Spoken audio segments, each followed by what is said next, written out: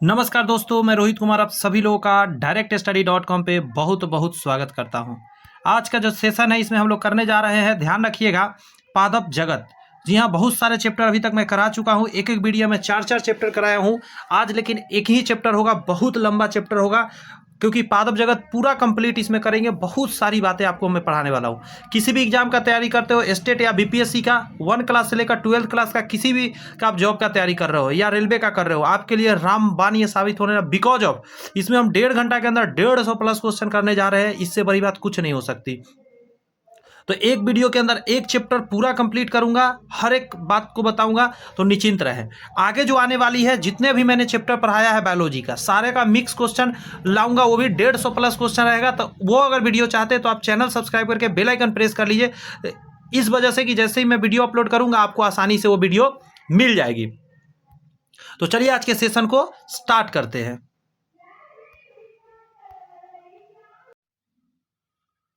Session start करने से पहले मैं अपने बारे में बता दूं, मेरा नाम दोस्त रोहित कुमार हुआ। और जैसे आप आज एक गवर्नमेंट जॉब की तैयारी के लिए परेशान है, वैसे मैं भी परेशान था, लेकिन मैं गवर्नमेंट जॉब ले लिया। और मैं 2009 से ही दोस्त पढ़ा रहा हूं। और मैंने कैसे जॉब लिया, मैं आपको धीरे धीरे करके सारी बात समझा दूंगा। और मेरे यहाँ से मैं ही नहीं, बहुत सारे बच्चे अपने ड्रीम जॉब आज कर रहे हैं।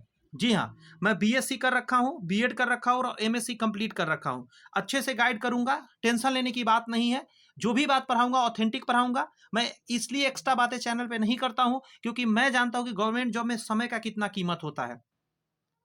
कम समय में ज्यादा कंटेंट के लिए आप आते हैं, तो वही आपको मिलेगा हमारे चैनल पे। तो चलिए सेशन को देखते हैं।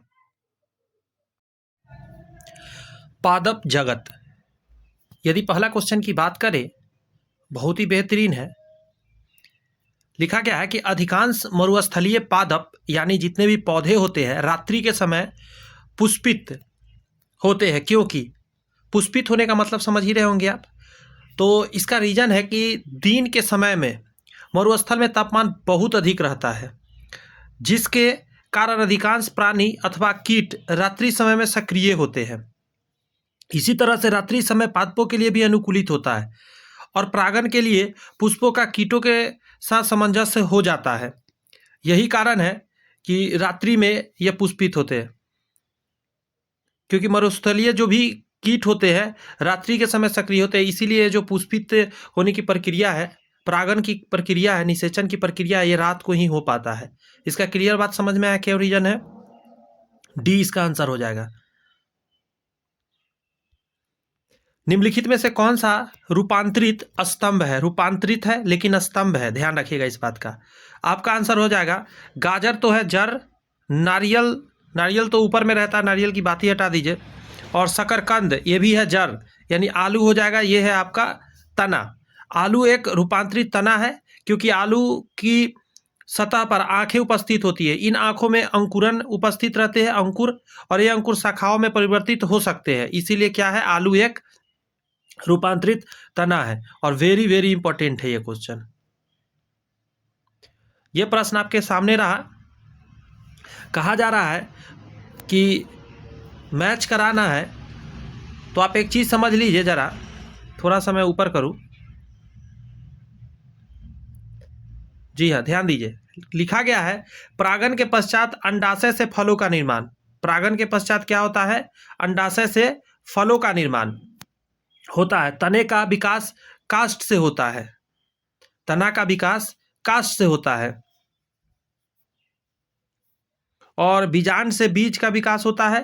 प्रकाश संश्लेषण की प्रक्रिया के समय जो पत्तियां है मड का निर्माण करती है। तो आइए शुरुआत करते हैं, इस चीज को समझिए। मड मतलब स्टार्च होता है, नहीं, पत्तियां क्या करती है? मड बनाती है। कास्ट लकड़ी क्या होता है? तना ही लकड़ी कहलाता है। और नेक्स्ट है अंडाशय फल का निर्माण कर देती है। बात समझ में आया? अंडाशय फल में बदलता है और बीजांड जो है बीज में बदलता है।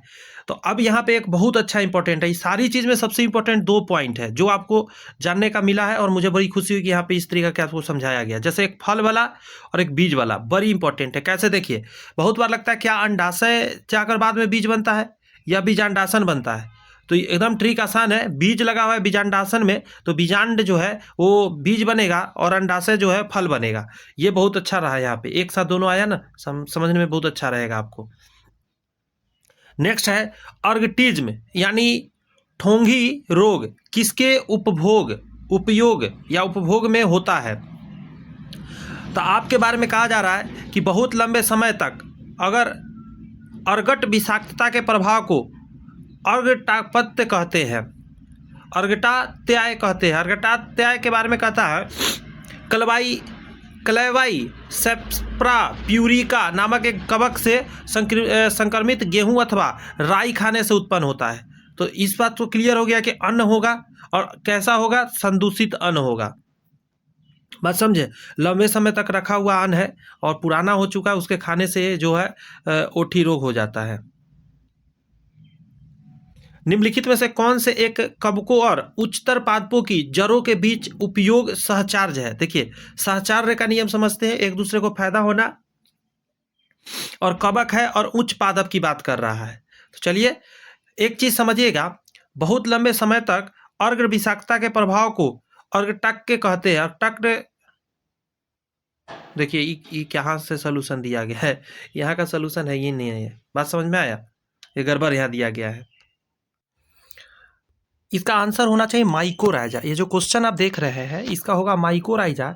मुझे लगता है इसका कवक मूल शायद हिंदी होता है माइकोराइजा का, ठीक है। माइकोराइजम क्या होता है अब समझिएगा। कवक जो होता है कि बड़े पादपों के जड़ पे पकड़े रहता है, अंडरस्टैंड, और उस पर नाइट्रोजन देने का कार्य करता है। बात समझे, तो मुझे लगता है कि ये ही इसका आंसर होगा। ये तो सॉल्यूशन इसका गलत दे रखा है, तो इसको यही बोला जाएगा माइको, क्योंकि परबाल मूल कुछ और होता है, लाइकेन कुछ और है, जैव उर्वरक कुछ है, यही आंसर होगा कवक मूल। वैसे इसका इंग्लिश निकाल कर देखिएगा, आंसर जो रियल में इसका इंग्लिश में मैं बता दे रहा हूँ माइकोराइजा होगा। इस प्रोसेस को दोनों जुड़ा रहता है साथ में, उसको बोलते हैं, ठीक है, याद रखिएगा। जैविक समुदाय के अंतर्गत कुछ जातियाँ बड़ी संख्या में अन्य जातियों की समुदाय से में बने रहने की क्षमता को निर्धारित करने में महत्वपूर्ण होती है। ऐसी जातियों को क्या बोलते हैं, इसको मूलाधार जातियाँ बोलती है। क्वेश्चन समझिए जरा फिर से एक बार। जैविक समुदायों के अंतर्गत, ठीक है, कुछ बड़ी संख्या में, ठीक है, अन्य जातियों के समुदाय में बने रहने की क्षमता को निर्धारित करने में महत्वपूर्णता निभाती है। इसको क्या बोला जाता है, इसको मूलाधार जातियाँ बोलते हैं। इसके सॉल्यूशन पर फोकस किया जाए। कह रहा है मूलाधार जातियाँ वह जातियाँ है जो कि सामुदायिक जीवन को स्थापित करने में अति महत्वपूर्ण भूमिका निभाती है। अंडरस्टैंड, सामुदायिक जीवन। पादपालय एक सुविधा है, इसको बोलते हैं फाइटोट्रोन।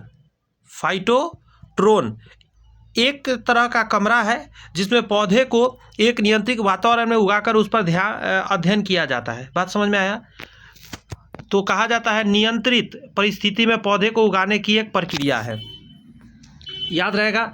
तो पादपालय क्या हो गया, पादपालय मतलब कि पादप को रहने वाला लय, जैसे होता है ना विश्रामालय, उसी तरह इसको बनाया गया है। शब्द पर थोड़ा सा फोकस करना है। तो सी नंबर आंसर था। शीतल पेयों जैसे कि कोका कोला हो गया, या इन चीज़ों में पर्याप्त मात्रा में क्या होता है, तो कॉमन सेंस लगाइए, इसको बोलते हैं कैफीन। कहा जाता है कोला में कैफीन, कार्बोनिक पानी, ग्लूकोज, फ्रुक्टोज, कोला अर्क और चाशनी रंग वगैरह उपस्थित होता है। अब इसको समझिएगा जरा। एक तो कलर होता है, उसमें कैफीन ढेर सारा मात्रा में होता है, निकोटीन तो खैनी में होता है, तो ये आंसर नहीं होगा। रेनिन तो बच्चों के शरीर से निकलता है दूध पचाने के लिए एंजाइम, इसको छोड़ दीजिए। टैनिन भी अलग चीज़ है। Caffeine is your answer. Coffee में, चाय में, इन सभी में मिलता है कैफीन। तो कैफीन कार्बोनिक एसिड हो गया, ग्लूकोज, फ्रुक्टोज, कोला अर्क हो गया, और साथ में चाशनी और रंग वगैरह रहता है मीठा करने के लिए। नेक्स्ट कर रहा है कैनोला। कैनोला मानव उपभोग के लिए उगाई गई विशिष्ट प्रकार की तिलहन, सरसों, वाइल्ड सीड मस्टर्ड की किस्मों की एक निर्दिष्ट करता है, ठीक है। इस किस्मों की मुख्य विशेषता यह है कि ये जो कैनोला बनाया गया है ये क्या चीज़ के से रिलेटेड है। तो एक बात जानिएगा, इससे क्या होता है उसको समझने के लिए आपको यहाँ समझना होगा। कैनोला तेल में, गौर से, तेल में संतृप्त वसा बहुत ही कम मात्रा में होती है, जिसमें ओमेगा 3 फैटी एसिड यानी वसा अम्ल और एकल संतृप्त वसा सिंगल जो होता है सैचुरेटेड फैट प्रचुर मात्रा में होती है। आगे कहता है इस तरह का वसा और वसा अम्ल काष्ठ फलों में पाया जाता है और यह हृदय के लिए बहुत ही स्वास्थ्यवर्धक होता है। तो इसका आंसर, इसके तेल में इरूसिका अम्ल की बहुत अल्प मात्रा होती है, यही आंसर रहेगा। अच्छा,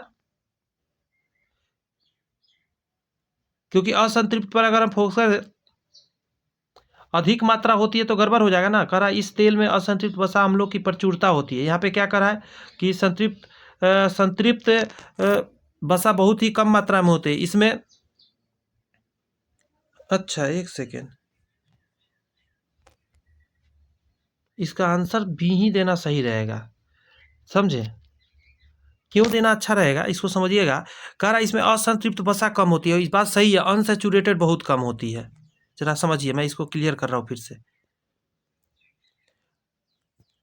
बीजों में तेल की मात्रा तो आंसर है नहीं, तो इसको हटा ही दीजिए। इसके तेल में सेल्फ आयु लंबी होती है, ये तो है नहीं आंसर, ये हटा दीजिए।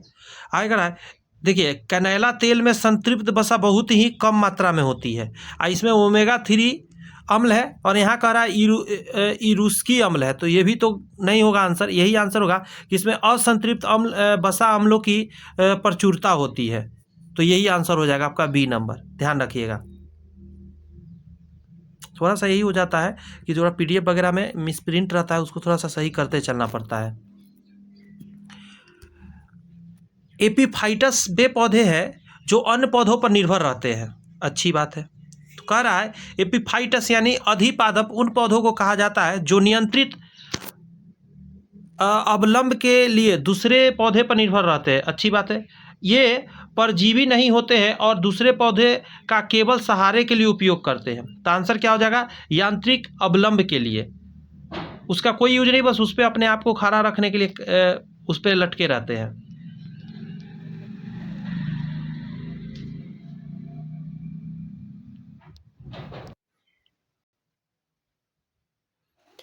यदि किसी उभयलिंगी पुष्प में पुमंग और जयांग अलग अलग समय पर परिपक्व होते हैं तो इस तथ्य को किस नाम से जानते हैं? है ना, अच्छा क्वेश्चन है। तो समझिएगा, इसको बोलते हैं हम लोग भिन्न कलापक्वता। शब्द कितना कठोर है। उभयलिंगी पुष्प में पुमंग और जयांग यदि अलग अलग समय पर परिपक्व होते हैं इसे भिन्न कलापक्वता कहते हैं। और भिन्न कल्पकता के कारण स्वनिषेचन नहीं हो पाता, क्योंकि अलग अलग टाइम पर होता है। तो अगर मान के चलिए ये एक फूल है, इसमें ये अलग टाइम पे मैच्योर होगा, ये अलग टाइम पे होगा, तो जो फूल अलग दूसरा फूल है तो इसमें का ये जो जब मैच्योर होगा तो इस पर गिरेगा और इसका जब मैच्योर होगा तो इस पर गिरेगा। इस टाइप के चेंजिंग होता है, बात समझे? इसलिए स्वनिषेचन नहीं हो पाता है। अच्छा क्वेश्चन था ये। क्वेश्चन है हमारा, निम्नलिखित पादपों पर विचार करिए। इनमें से कौन से पादप स्तंभ कतरन द्वारा प्रतिवर्धित होते हैं? स्तंभ को कतरन द्वारा, स्तंभ कतरन समझते हैं। इसका जो डाल होता है वो इस टाइप के पतला पतला होता है, ठीक है। इसको काट कर ऐसे छोटा छोटा टुकड़ा में बोया जाता है। स्तंभ कतरन का मतलब यही होता है, काट कर उसको बो दिया जाता है, हो जाता है उसे डाल से। ये पूछ रहा है, तो आइए उसको समझते हैं। तो पहला है आपका बोगनविलिया, इसमें भी ये प्रोसेस होता है, इसका कतरन बोया जाता है। उसके बाद है कोको, इसमें भी होता है, अंगूर में भी होता है, कॉर्नेशन में नहीं होता है, तो इसको हटा दीजिए। तो आंसर हो जाएगा हमारा सी, ठीक है। अंगूर का भी डाल लगाया जाता है, कोको का भी डाल लगता है और बोगनविलिया का भी डाल लगाया जाता है काट कर, कतरन।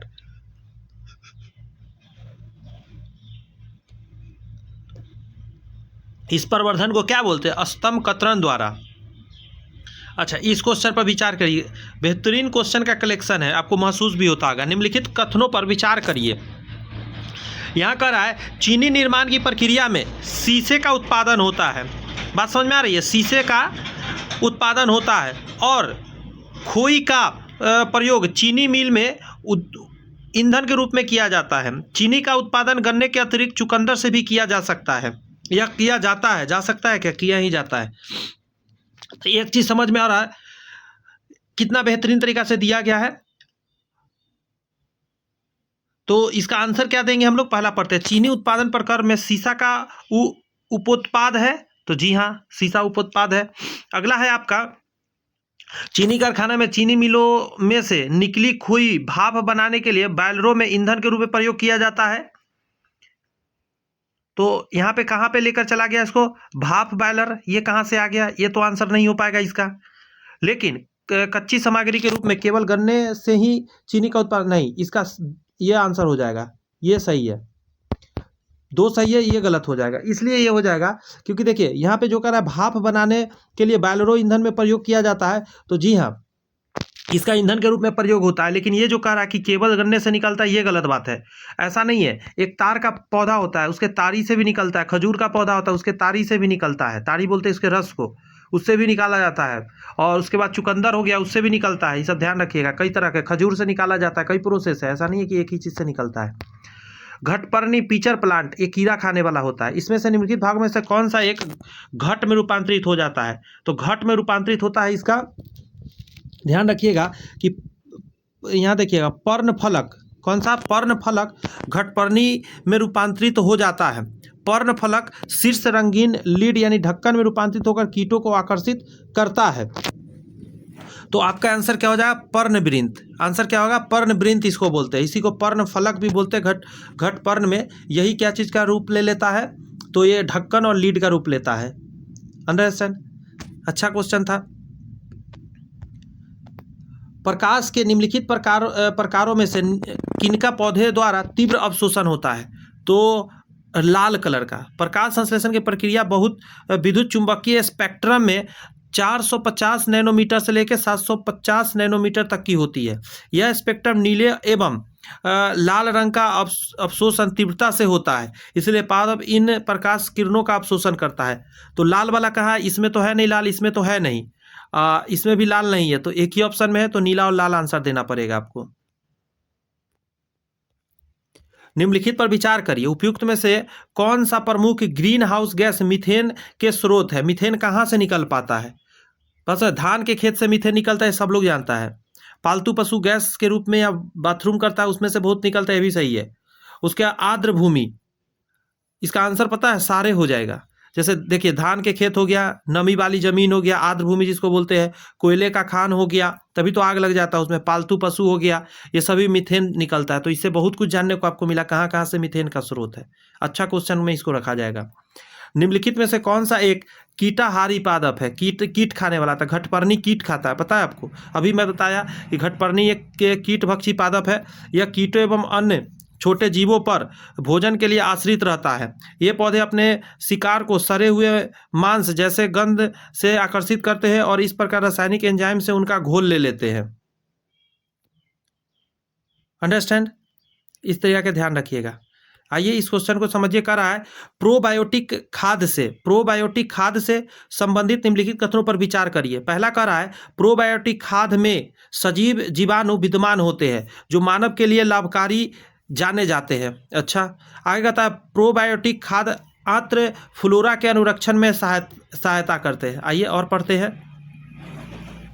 अब कह रहा है कि यहाँ से आपको जान के बताना है कि आंसर क्या होगा, कौन सा आंसर सही रहेगा।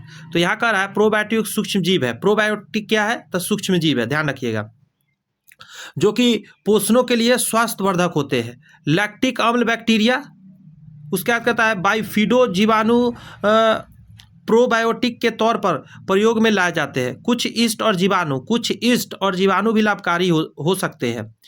प्रोबायोटिक आमतौर पर किण्वन खाने का भाग होते हैं, किण्वित खाने का भाग होता है, जिसमें खास तौर पे कुछ सजीव जीवाणु समूह को मिलाया जाता है। उदाहरण दूध में खमीर उठाकर जमा हुआ दही हो गया। बात समझे? इस तरीके के प्रोसेस। अब इसको समझिए यहाँ से, यही बात वहाँ भी बोला।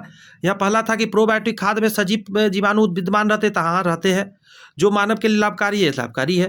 प्रोबायोटिक खाद्य अत्र फ्लोरा के अनुरक्षण में सहायता करते थे। जी हाँ, अत्र फ्लोरा के अनुरक्षण में सहायता करते थे। इसका सारा आंसर सही था, इसका दोनों आंसर हो जाएगा। बात समझ में आई?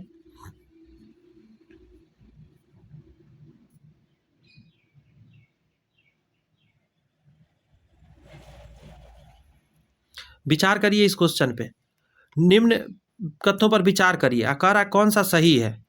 पहला कहता है मुसम्बी के पौधे का प्रवर्धन कलम बंध यानी ग्राफ्टिंग तकनीक द्वारा होता है। आगे कहा जा रहा है चमेली के पौधे का प्रबंधन दाब तकनीक द्वारा किया जाता है। अभी क्या है, इसको यहाँ से समझने की कोशिश की। रोपण प्रक्रिया द्वारा दो भिन्न पौधे को जोड़कर एक नई किस्म का उत्पाद किया जाता है। मीठे संतरे का प्रबंधन रोपण द्वारा किया जाता है।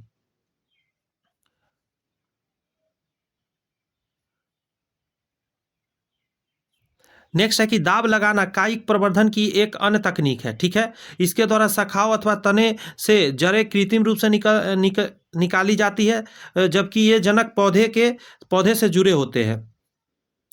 तो प्रवर्धन दाब द्वारा होता है, तो ये तो सही हो गया। अच्छा, मौसम्बी के पौधे का प्रवर्धन कलम द्वारा यानी ग्राफ्टिंग तकनीक द्वारा होता है। यहाँ क्या करा है, रोपण प्रक्रिया द्वारा दो भिन्न पौधे को जोड़कर एक नई किस्म का उत्पाद तैयार किया जाता है। मीठे संतरे का प्रवर्धन रोपण द्वारा होता है। बात समझ में आई? अब आपको यह समझना है कि यहाँ आंसर कौन सा देना सही रहेगा। जी हाँ, दोनों सही हो जाएगा, ध्यान रखिएगा, ये भी सही और ये भी सही, दोनों एक ही बात है। केसर मसाला, वेरी वेरी इंपॉर्टेंट क्वेश्चन कह रहा है केसर मसाला यानी सैफरन स्पाइस बनाने के लिए पौधे का निम्नलिखित में से कौन सा भाग उपयोग में लाया जाता है। बहुत ज़्यादा इंपॉर्टेंट है ये। तो उसको बोलते हैं फूल का वर्तिकाग्र। ध्यान रखिए, केसर एक प्रकार का मसाला है। आगे कहता है क्रोकस स्टाइबस लीनियस के फूल के वर्तिकाग्र से प्राप्त किया जाता है। ये इसका बायोलॉजिकल नेम है। तो वर्तिकाग्र होता है, ध्यान रखिएगा, बाह्य दल नहीं, पत्ती नहीं, पंखुड़ी नहीं, वर्तिकाग्र। बड़े पैमाने पर चावल की खेती के कारण कुछ क्षेत्र संभवतया वैश्विक तापन में योगदान दे रहे हैं। इसके लिए कौन से कारण उत्तरदायी ठहराया जा सकता है? आपको पता होना चाहिए कि जहाँ भी आर्द्र भूमि होगा वहाँ से मीथेन गैस निकलता है, और चावल के खेत में से खूब सारा मीथेन निकलता है। सही कथन बताना है तो पढ़ा जाए। चावल की खेत से संबंधित अवायवीय परिस्थितियां मीथेन के उत्सर्जन का कारक होता है। राइट जवाब पहला। जब नाइट्रोजन आधारित उर्वरक प्रयुक्त किए जाते हैं तब क्रिस्ट मृदा से नाइट्रस ऑक्साइड का उत्सर्जन होता है। तो ये भी सही बात है, दोनों सही है। अब इसको डिटेल में यहाँ समझिए। मीथेन और नाइट्रस ऑक्साइड दोनों हरित गृह गैस धानों के खेत से उत्सर्जित होते हैं। धान की खेत में लंबे समय तक जल भराव रहता है, जिसके कारण वायुमंडल से ऑक्सीजन की उपलब्धता बाधित होती जाती है और मृदा में उपलब्ध कार्बनिक पदार्थों का अवायवीय किण्वन होता है, जिसके फलस्वरूप मीथेन का उत्सर्जन होते रहता है। आगे कहता है हाइड्रोजन उर्वरक का उपयोग धान के अतिरिक्त अन्य फसलों में भी पैदावार बढ़ाने के लिए किया जाता है। यह नाइट्रोजन उर्वरक वायुमंडल में उपस्थित ऑक्सीजन से क्रिया करके नाइट्रस ऑक्साइड का उत्सर्जन करते हैं, जो कि ग्रीन हाउस गैसेज है। आपको बता दें कि धान वगैरह खेत के पास जाएंगे तो आपको उमस बहुत ज़्यादा फील होता है और सांस लेने में थोड़ा सा महसूस होता है दिक्कत। इसका कारण यही हो जाता है, मीथेन वहाँ पे ढेर सारा मात्रा में बन रहा होता है। बात समझ में आई? नेक्स्ट क्वेश्चन, नीचे 4 ऊर्जा फसलों के नाम दिए गए, इनमें से किस एक की खेती एथेनॉल के लिए किया जा सकता है? तो आपका ऑप्शन है जेट्रोफा, पहला ऑप्शन है। अगला है मक्का, फिर है पेंगामिया और सूरजमुखी। आपको निकालना क्या है, ये ध्यान रखिए। एथेनॉल, एथेनॉल कैसे बनेगा? जो फ्रेगमेंटेटेड होगा, जिसका किण्वन कराया जा सकता है। तो क्या आंसर देंगे आप? मक्का देंगे। गन्ना रहता तो इससे भी बेहतर ऑप्शन होता। मक्का, गन्ना, ये सब जो है, भारत में इथेनॉल का उत्पादन मक्का से होता है, गन्ना मांड से किया जाता है। आगे कहता है मक्का आसानी से उपलब्ध हो जाता है और अन्य के तुलना में सस्ता भी होता है। जवाब दे जरा। कह रहा है कुछ वनस्पतियां जातियां कीटहारी होती है। वनस्पति है लेकिन कीट खाता है, ये तो पता ही है। घटपर्णी जैसे हो गया। तो पहला कह रहा है छायादार और अंधेरे स्थलों से आने के कारण उन्हें प्रकाश संश्लेषण का पर्याप्त अवसर नहीं मिलता तथा इसीलिए वे पोषण के लिए कीट पर निर्भर रहते हैं। जी नहीं, ये रीजन नहीं है। हाँ, ये आंसर हो जाएगा। नाइट्रोजन न्यून मृदा से उगने के लिए अनुकूलित है तथा इसलिए यह पर्याप्त नाइट्रोजन पोषक प्राप्त करने के लिए वे कीट पर निर्भर रहते हैं। जी हाँ, यही आंसर होगा इसका।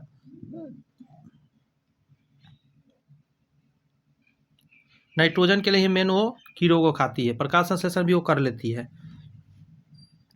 MON 863 मक्का की एक किस्म है। यह निम्नलिखित में से किस एक कारण से समाचारों में थी? मतलब ये बहुत ज़्यादा लोग इस पर विचार कर रहा था। इसका रीज़न है कहा जाता है कि MON 863 मक्का की अनुवांशिक, ठीक है, अनुवांशिक रूप से संशोधित किस्म है जो कि मक्का की जड़ में लगने वाले कीड़ों यानी कॉर्न रूट वर्म का रोधी है, इसमें कीड़ा नहीं लगेगा। तो इसका आंसर हो जाएगा यह जननिक परिवर्तित किस्म है जिसमें नासी जीव प्रतिरोधी क्षमता है, जो कीड़ों को नहीं लगने देता है। तो वरना पेड़ के कीड़ा लग जाता है और वो रेड रेड टाइप हो के और पेड़ जो है मर जाता है।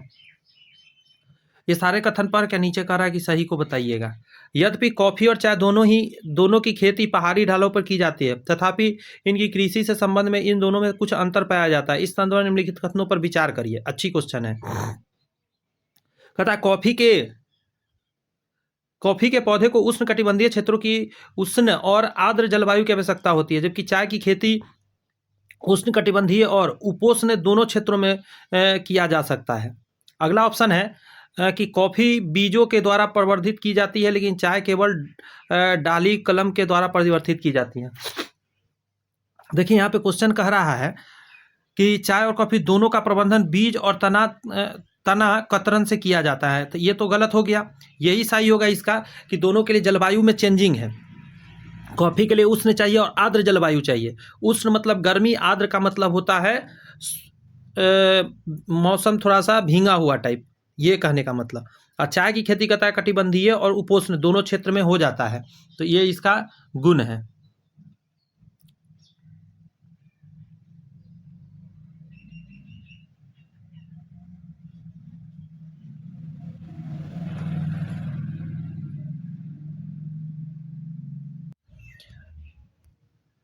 जैव विविधता हॉटस्पॉट केवल उष्ण कटिबंधीय प्रदेशों में स्थित होते नहीं, उपोष्ण में भी होते हैं उष्ण कटिबंधीय के अलावा। तो ये तो गड़बड़ हो गया। भारत में 4, ठीक है, जैव विविधता हॉटस्पॉट कह रहा है। पूर्वी हिमालय, ये सही है। पश्चिमी हिमालय गलत है। आगे कहता है पश्चिमी घाट, ये सही है। अंडमान निकोबार, ये सही है। तो ये भी गलत हो गया क्योंकि इसमें पश्चिमी हिमालय दे दिया है। इसको समझने के लिए आपको यहाँ ध्यान देना होगा। कहा जाता है जैव विविधता वाले क्षेत्र उष्ण कटिबंधीय प्रदेशों के साथ उपोष्ण कटिबंधीय प्रदेशों में भी पाए जाते हैं, ठीक है। जैसे जापानी द्वीप समूह, भारत में पूर्वी हिमालय हो गया, पश्चिमी घाट हो गया, अंडमान निकोबार द्वीप समूह हो गया। अंडरस्टैंड। आगे कहता है निम्नलिखित कथनों पर विचार करिए और सही को बताइए। कह रहा है राष्ट्रीय उद्यान की सीमा रेखा विधान से परिभाषित होता है। यहाँ देखिए, वन्य जीव संरक्षण अधिनियम जो बना था 1972 में के तहत राष्ट्रीय उद्यान की सीमा सुनिश्चित की गई है। आगे कह रहा है सुनिश्चित की गई है, लेकिन इसका सभी क्षेत्रफल राज्य सरकार निर्धारित करती है। आगे कहा जा रहा है कि बायोस्फीयर रिजर्व पारितंत्र एवं आनुवंशिक संसाधनों के संरक्षण से संबंधित है, न कि कुछ जीवों के संरक्षण से। बात समझ में है? तो इसका आंसर देते समय थोड़ा सा संभल के देना होगा। कह रहा है वन्य, पहला तो समझ गया राष्ट्रीय उद्यान की सीमा रेखा विधान से परिभाषित होती है, मतलब विधानसभा से होती है। तो पहला तो सही है। आरक्षित जैव क्षेत्र की घोषणा वनस्पति जात और प्राणी जात के कुछ विशिष्ट जातियों के संरक्षण के लिए किया जाता है। आगे कह रहा है वन्य प्राणी अभ्यारण्य में सीमित जैव हस्तक्षेप की अनुमति होती है। तो ये सही है, ये गलत है। इसमें सारे संरक्षित जैव क्षेत्र होता है, उसमें सारे जीव के लिए होता है, विशिष्ट के लिए नहीं। वही बात यहाँ पे दिया गया था कि वन्य जीव संरक्षण अधिनियम 1972 के तहत राष्ट्रीय उद्यान की सीमाएं सुनिश्चित होती है, मतलब अधिनियम के तहत होती है, ये तो समझ गए। लेकिन इसका क्षेत्रफल जो निर्धारण है वो राज्य निर्धारित करती है। आगे था बायोस्फीयर रिजर्व पारितंत्र एवं आनुवंशिक संसाधनों के संरक्षण से संबंधित है, न कि कुछ जीवों के संरक्षण से।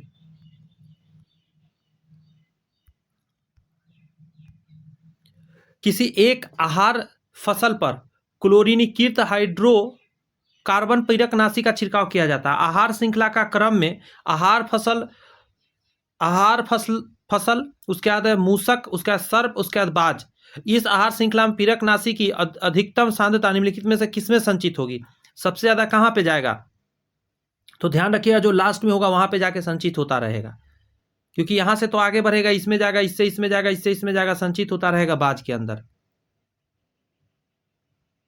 इसके रीजन का यहाँ दे रहा है कि प्रेरकनाशी की सांद्रता सबसे अधिक बाज में पाई जाएगी, क्योंकि दी गई खाद्य श्रृंखला में उच्चतम उपभोक्ता है। नेक्स्ट कह रहा है मृदा संरक्षण के संदर्भ में निम्नलिखित प्रचलित पद्धतियों पर विचार करिए। मृदा संरक्षण की बात कर रहा है। आगे कहता है भारत में मृदा संरक्षण के लिए उपरोक्त में से कौन सी विधियां उपयुक्त समझी जाती है। मृदा संरक्षण के संदर्भ में निम्नलिखित प्रचलित पद्धतियों पर विचार करके बताइए। यहां कहा जा रहा है आपसे, जी हाँ, ध्यान दीजिए। अब सबसे पहला करा है फसल चक्र, बालू की बार, वेदिका निर्माण और वायुरोधक। भारत में मृदा संरक्षण के लिए उपयुक्त में से कौन सी विधियां उपयुक्त समझी जाती है। ये भारत की बात कर रही है। एक बात आप समझिएगा जरा, भारत में जैसे फसलों के क्रमवार बदलाव से, यानी फसल चक्र बोलते हैं इसको, सीढ़ीदार खेती बनाकर भी होती है और वायुरोध से भी होती है। बात समझ में आ रही है। यानी कि अगर बात किया जाए तो कई तरह से किया जाता है। तो आंसर इसका डी देना बढ़िया रहेगा। एक सेकंड रुक जाइए। फसल चक्र तो हम अपनाते हैं, इसको एकदम 100% कर दीजिए। वायुरोध करते हैं हम लोग, इसको भी 100% कर दीजिए। वेदिका बनाते हैं, ये भी हम लोग सही करते हैं।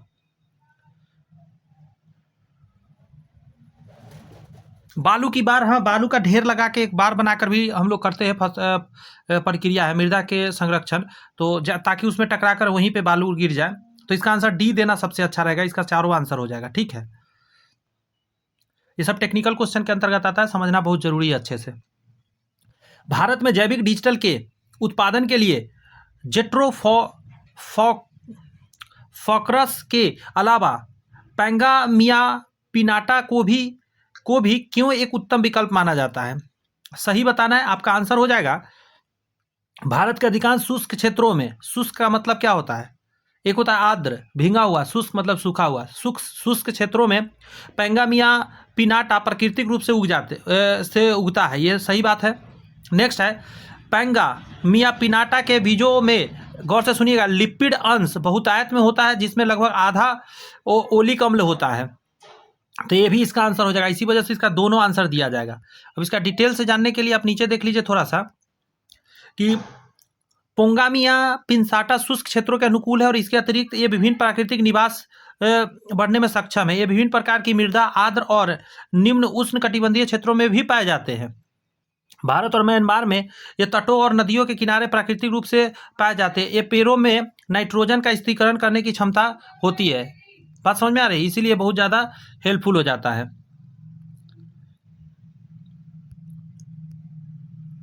पीड़कों को प्रतिरोधकता के अतिरिक्त वे कौन सी संभावनाएं हैं जिसके लिए आनुवांशिक रूप से रूपांतरित पादपों का निर्माण किया गया है। सही उत्तर का चयन करके बताना है। सूखा सहन करने के लिए उन्हें सक्षम बनाना, ठीक है। उत्पाद में पुष्कीय मान बढ़ाना, ठीक है। अंतरिक्ष यानों, अंतरिक्ष स्टेशनों में उन्हें उगने और प्रकाश संश्लेषण करने के लिए सक्षम बनाना, उनकी सेल्फ लाइफ बढ़ाना। आइए इस चीज की यदि बात करेंगे, इसमें 3 के अलावा सभी कथन सही है। बात समझ में आ रही है। 3 को छोड़ के ये सभी है। जैसे सूखा से सहन करने के लिए भी हम सक्षम बनाते हैं, उसके बाद उत्पाद में पोषणीय मान बढ़ाने के लिए भी करते हैं और सेल्फ लाइफ बढ़ाने के लिए भी करते हैं। लेकिन ये जो कर रहा है अंतरिक्ष यान वाला, ये गड़बड़ है। निम्नलिखित जीवों पर विचार करिए। उपयुक्त में से कौन सा जैव उर्वरक के रूप में प्रयुक्त होता है। बहुत इंपॉर्टेंट क्वेश्चन है, बहुत ज्यादा। इसको स्टार लगा सकते हैं आप। बात समझे, इसको समझिए जरा। एक जो नॉन स्टॉक है, वायुमंडलीय नाइट्रोजन को मिट्टी में नाइट्रोजन के यौगिक तत्व के रूप में जोड़ देता है। धान के लिए भी नॉन स्टॉक एक अहम प्रयोजनीय तत्व है। और इसके लिए आंसर हो जाएगा नॉन स्टॉक। इसका हम लोग जैव आवर्धन के जैव उर्वरक के रूप में प्रयोग करते हैं।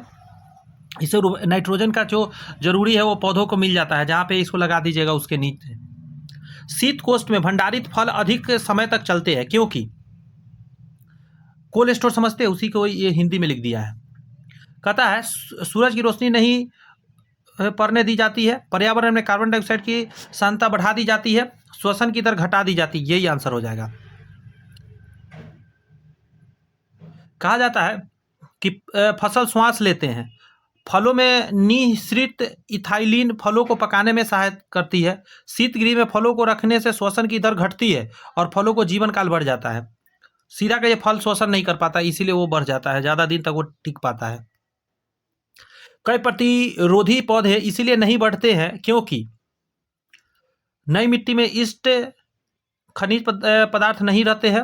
अधिकांश मूल रोम नई मिट्टी को अधिक सख्त से पकड़ लेते हैं। अगला कथा प्रतिरोध के दौरान अधिकांश मूल रोम नष्ट, यही आंसर होगा। इसलिए नहीं बढ़ पाता कि जब एक जगह से पौधा को उतार के दूसरे जगह लगाया जाता है तो उसका जो उखाड़ते समय जो में ही पतले पतले होते हैं मूल रोम, वो टूट जाते हैं इसी वजह से। पर ये यहाँ प्रतिरोपण के समय अधिकांश मूल रोम नष्ट हो जाते हैं क्योंकि पौधे को झटका लगता है। इस तरह का झटका पौधे को या तो फिर से प्रतिरोप होकर बढ़ने में समय लगा देता है या फिर पौधा मर जाता है। मरुस्थलीय क्षेत्रों में जल ह्रास रोकने के लिए निम्नलिखित में से कौन सा पर्ण रूपांतरण होता है? शूल यानी कांटे में बदल जाता है, पर्ण की जगह कांटे आ जाते हैं। कठोर एवं मोमी पर्ण, लघु पर्ण एवं पर्णहीनता, ये भी हो सकता है। पर्ण की जगह कांटे, ये भी हो सकता है।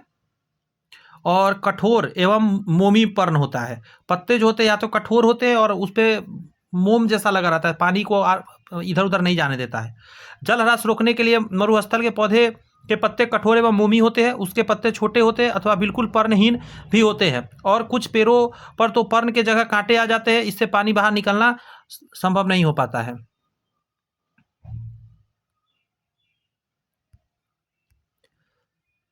कवक मूलीय माइकोराइजल, कवक मूलीय माइकोराइजल एक क्वेश्चन था जो शुरू में हम बताए थे, कवक मूल वाला, तो वही है। कवक मूलीय माइकोराइजल जैव प्रौद्योगिकी को निम्नांकित स्थलों के पुनर्वास में उपयोग में लाया गया है क्योंकि कवक मूल के द्वारा पौधे में, सही उत्तर बताना है। तो कह रहा है सूखे का प्रतिरोध करने एवं अवशोषण क्षेत्र बढ़ाने की क्षमता की जाती है, यह सही जवाब है। जब कवकीय मूल यहाँ पे लग जाएगा तो वो क्या करेगा, पानी को ज़्यादा एब्जॉर्ब करेगा, जिससे जो बड़े वाले पौधे हैं उसके जड़ के पास में उसको पानी देता रहेगा, नाइट्रोजन। पीएच की अति सीमाओं को सहन करने की क्षमता आ जाती है। जी हाँ, पीएच भी अच्छा से सहन कर पाता है। अगला कहता है रोगग्रस्त से प्रतिरोध की क्षमता आ जाती है, भी सही है। इसका आंसर डी देना सही रहेगा, सारे बात इसके सही है। यहाँ पर यह कह रहा है पौधे के पोषण में कवकमूल जो होता है बहुत ही खास भूमिका निभाती है। कवकमूल पौधे के पोषण लेने में सक्षमता तथा जल अवशोषण की क्षमता को बढ़ा देती है। कवकमूलीय पौधे को पर्यावरणीय दाब या रोग के जीवाणु से बचा के रखती है। पौधे में वृद्धि तथा प्रदूषित मिट्टी में भी पौधे की सुरक्षा देने के काम कवकमूल का होता है, राइजोम का। जब किसी वृक्ष की छाल वृक्ष के आधार के पास से गोलाकार चारों तरफ से हटा दी जाती है तो यह वृक्ष को धीरे धीरे सूख कर मर जाता है, क्योंकि जी हाँ ऐसा होता है। अगर कोई मान के चलिए इतना मोटा कोई पौधा है, हम क्या कि यहाँ से चारों तरफ से छाल हटा दिए, इतना ऊंचाई से इतना ऊंचाई तक चारों तरफ का हटा दिए। अब क्या होता है उसको समझिए। यहाँ पे कहा जाता है कि वृक्ष धीरे धीरे सूख के मर जाता है क्योंकि छाल के नीचे फ्लोएम की उपस्थिति जड़ों तक पोषण यानी खाना पहुँचाती है, और जब छाल आप पूरा हटा देते हैं तो नीचे ही नहीं जा पाता है भोजन। अब यही हो जाता है मैटर, करा जड़ें ऊर्जा से वंचित रह जाती है, इसी वजह से वो धीरे धीरे मर जाती है। बहुत पौधा उसको डेवलप भी कर लेता है, जो डेवलप कर लिया वो तो बच जाता है, जो नहीं कर पाया मर जाता है। जीवों के निम्नलिखित प्रकारों पर विचार करिए। चमगादड़, मधुमक्खी और पक्षी। करा उपयुक्त में से कौन सी परागणकारी है, मतलब जो फूलों को एक दूसरे से दूसरे जगह पर मकरंद पहुंचाने का काम, फूलों का परागकण को पहुंचाने का काम करती है। तो ये सारे हो जाएंगे, ये सारे पक्षी हो गया, चमगादड़, ये सभी फूल का यहाँ से वहाँ तक परागण का काम करता है। लाइकेन जो एक नग्न चट्टान पर भी पारिस्थितिकी अनुक्रम को प्रारंभ करने से सक्षम है। वास्तव में इसके सहजीवी साचर की शैवाल और कवक के बीच में है। बात समझ में आया? शैवाल और कवक के बीच में एक खेला होता है। लाइकेन नामक जीवधारी में शैवाल तथा कवक का साहचर्य है। शैवाल में क्लोरोफिल सेकेंड पाया जाता है तथा कवक शैवाल को आश्रय एवं जल और खनिज लवण देता है। इसके बदले में शैवाल कवक को प्रकाश संश्लेषण द्वारा भोजन बना के उसको देता है, खुद भी करता है। सीरे मतलब मोलैसेज से अल्कोहल प्राप्त करने के लिए अपनाई जाने वाली विधि क्या कहलाती है? अच्छा क्वेश्चन है, इसको किण्वन बोलते हैं। किण्वन क्रिया के द्वारा सीरे से अल्कोहल प्राप्त किया जाता है, देसी दारू। निम्नलिखित में से कौन सा कवकीय है? धवल रोग, दाद। आगे कह रहा है एक्जिमा और हाथी पाँव, हाथी पाँव तो बताए थे कृमि के द्वारा होता है, मलेरिया भी कृमि के द्वारा होता है। धवल रोग नहीं, एक्जिमा भी नहीं, दाद हो जाएगा, रिंग वर्म जो बोलते हैं। दाद नामक बीमारी कवक जनित है। यह ट्राइकोफाइटॉन नामक कवक से होता है। ये कवक त्वचा के निचले सतह में संक्रमण फैलाते हैं, इसके कारण बार बार खुजली होती है। आगे कहा जा रहा है दांत की बीमारी निम्नलिखित किस प्रकार से होता है, तो ये होता है फंगल के द्वारा। फंगल का मतलब क्या होता है, अभी जो बताया आपको, कवक। आमतौर पर पिंच मोल्ड किसका नाम है, पिंच मोल्ड पूछ रहा है, तो आप कहिएगा राइजोपस का। राइजोपस नामक कवक को पिंच मोल्ड भी कहा जाता है। यह चमड़ा, ब्रेड, पके फल आदि को संक्रमित कर देता है। छाल बल्क पर उगने वाले कवकों को किस प्रकार कहा जाता है, छाल बल्क पर उगने वाले कवकों को किस प्रकार का कहा जाता है, तो आपका आंसर क्या हो जाएगा, काष्ठरागी। किसी पेड़ की छाल पर उगने वाले कवक को काष्ठरागी कहा जाता है। जैसे ऑप्शन में दे रहा है गैनोडर्मा ल्यूसिडम। अफीम के पौधे के किस भाग से हमें मर्फी प्राप्त होता है, अफीम जो प्राप्त हम लोग करते, तो कहा जाता है कि फल आवरण पर से। अफीम के पौधे के फल आवरण को हल्का चीरा देकर उसमें मर्फी प्राप्त किया जाता है। उसका उपयोग औषधि निर्माण में किया जाता है। इसका रासायनिक प्रसंस्करण करके प्रमुख ड्रग हीरोइन प्राप्त किया जाता है। और लोग इसका गलत ही इस्तेमाल करते हैं, दवा के लिए आया था लेकिन इसका लोग ज़्यादा इस्तेमाल करते हैं नशे के लिए। जड़ रहित पौधा कौन सा है जिसमें जड़ नहीं है, अदरक के जिस भाग का उपयोग किया जाता है वह तना होता है, हमें जड़ नहीं पाई जाती, इसमें जड़ नहीं पाई जाती है। इसका पाचन संबंधित विकार दूर होता है, यानी शरीर में अगर पाचन से रिलेटेड प्रॉब्लम हो तो आप यूज कर सकते हैं। केला क्या है, वृक्ष है, उपछुब है, शाक बूटी है, या छुप या झाड़ी है, तो याद रखिएगा केला मूसा प्रजाति का एक पौधा है। तना जैसा दिखने वाला भाग वास्तव में अमासी तना है। बात समझ में आया, मुख्यतः जमीन के अंदर कंद के रूप में होता है। वो जो नीचे होता है कंद, जिसको कण हम लोग बोलते हैं, कण उसी का रूप है कंद, तो असल में वही मेन तना है। तो आंसर क्या हो जाएगा, यह एक अंतर्गत आ जाता है आपका। क्वेश्चन था कि हमारा केला क्या है, तो आप याद रखिए केला एक जड़ी बूटी के अंतर्गत आता है, ठीक है, शाक पौधा है, ये झाड़ी नहीं होता है। झाड़ी बहुत लोग को लगता है झाड़ी नहीं होता है, ये मेहंदी के अंदर, मेहंदी का पौधा है, ये सब जो आता है ना उसी के अंदर आता है, ठीक है, ध्यान रखिएगा, माइंड में रहेगा ये बात। जड़ी बूटी के अंदर आता है और 40 फीट तक इसकी लंबाई होती है और सबसे बड़ा जड़ी बूटी के अंतर्गत ही आता है।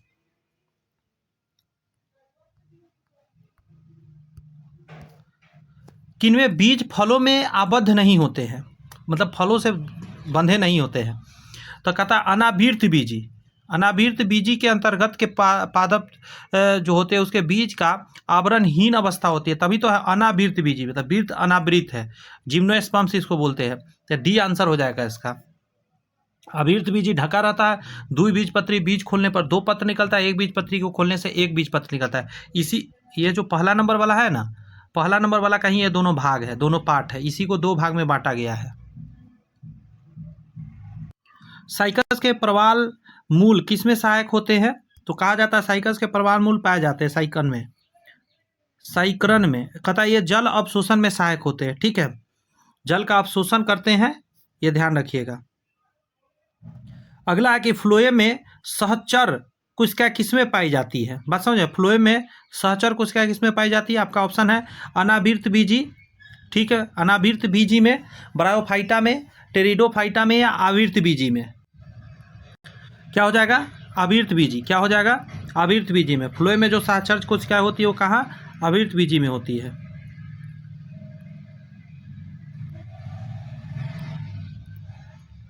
आवृत बीजी पौधे में पाई जाने वाली कैंपिनियन सेल्स फ्लोएम की भाग होती है, इसके द्वारा पत्तियों में संश्लेषित खाद्य पदार्थ को पादप के विभिन्न भागों में पहुंचाई जाती है।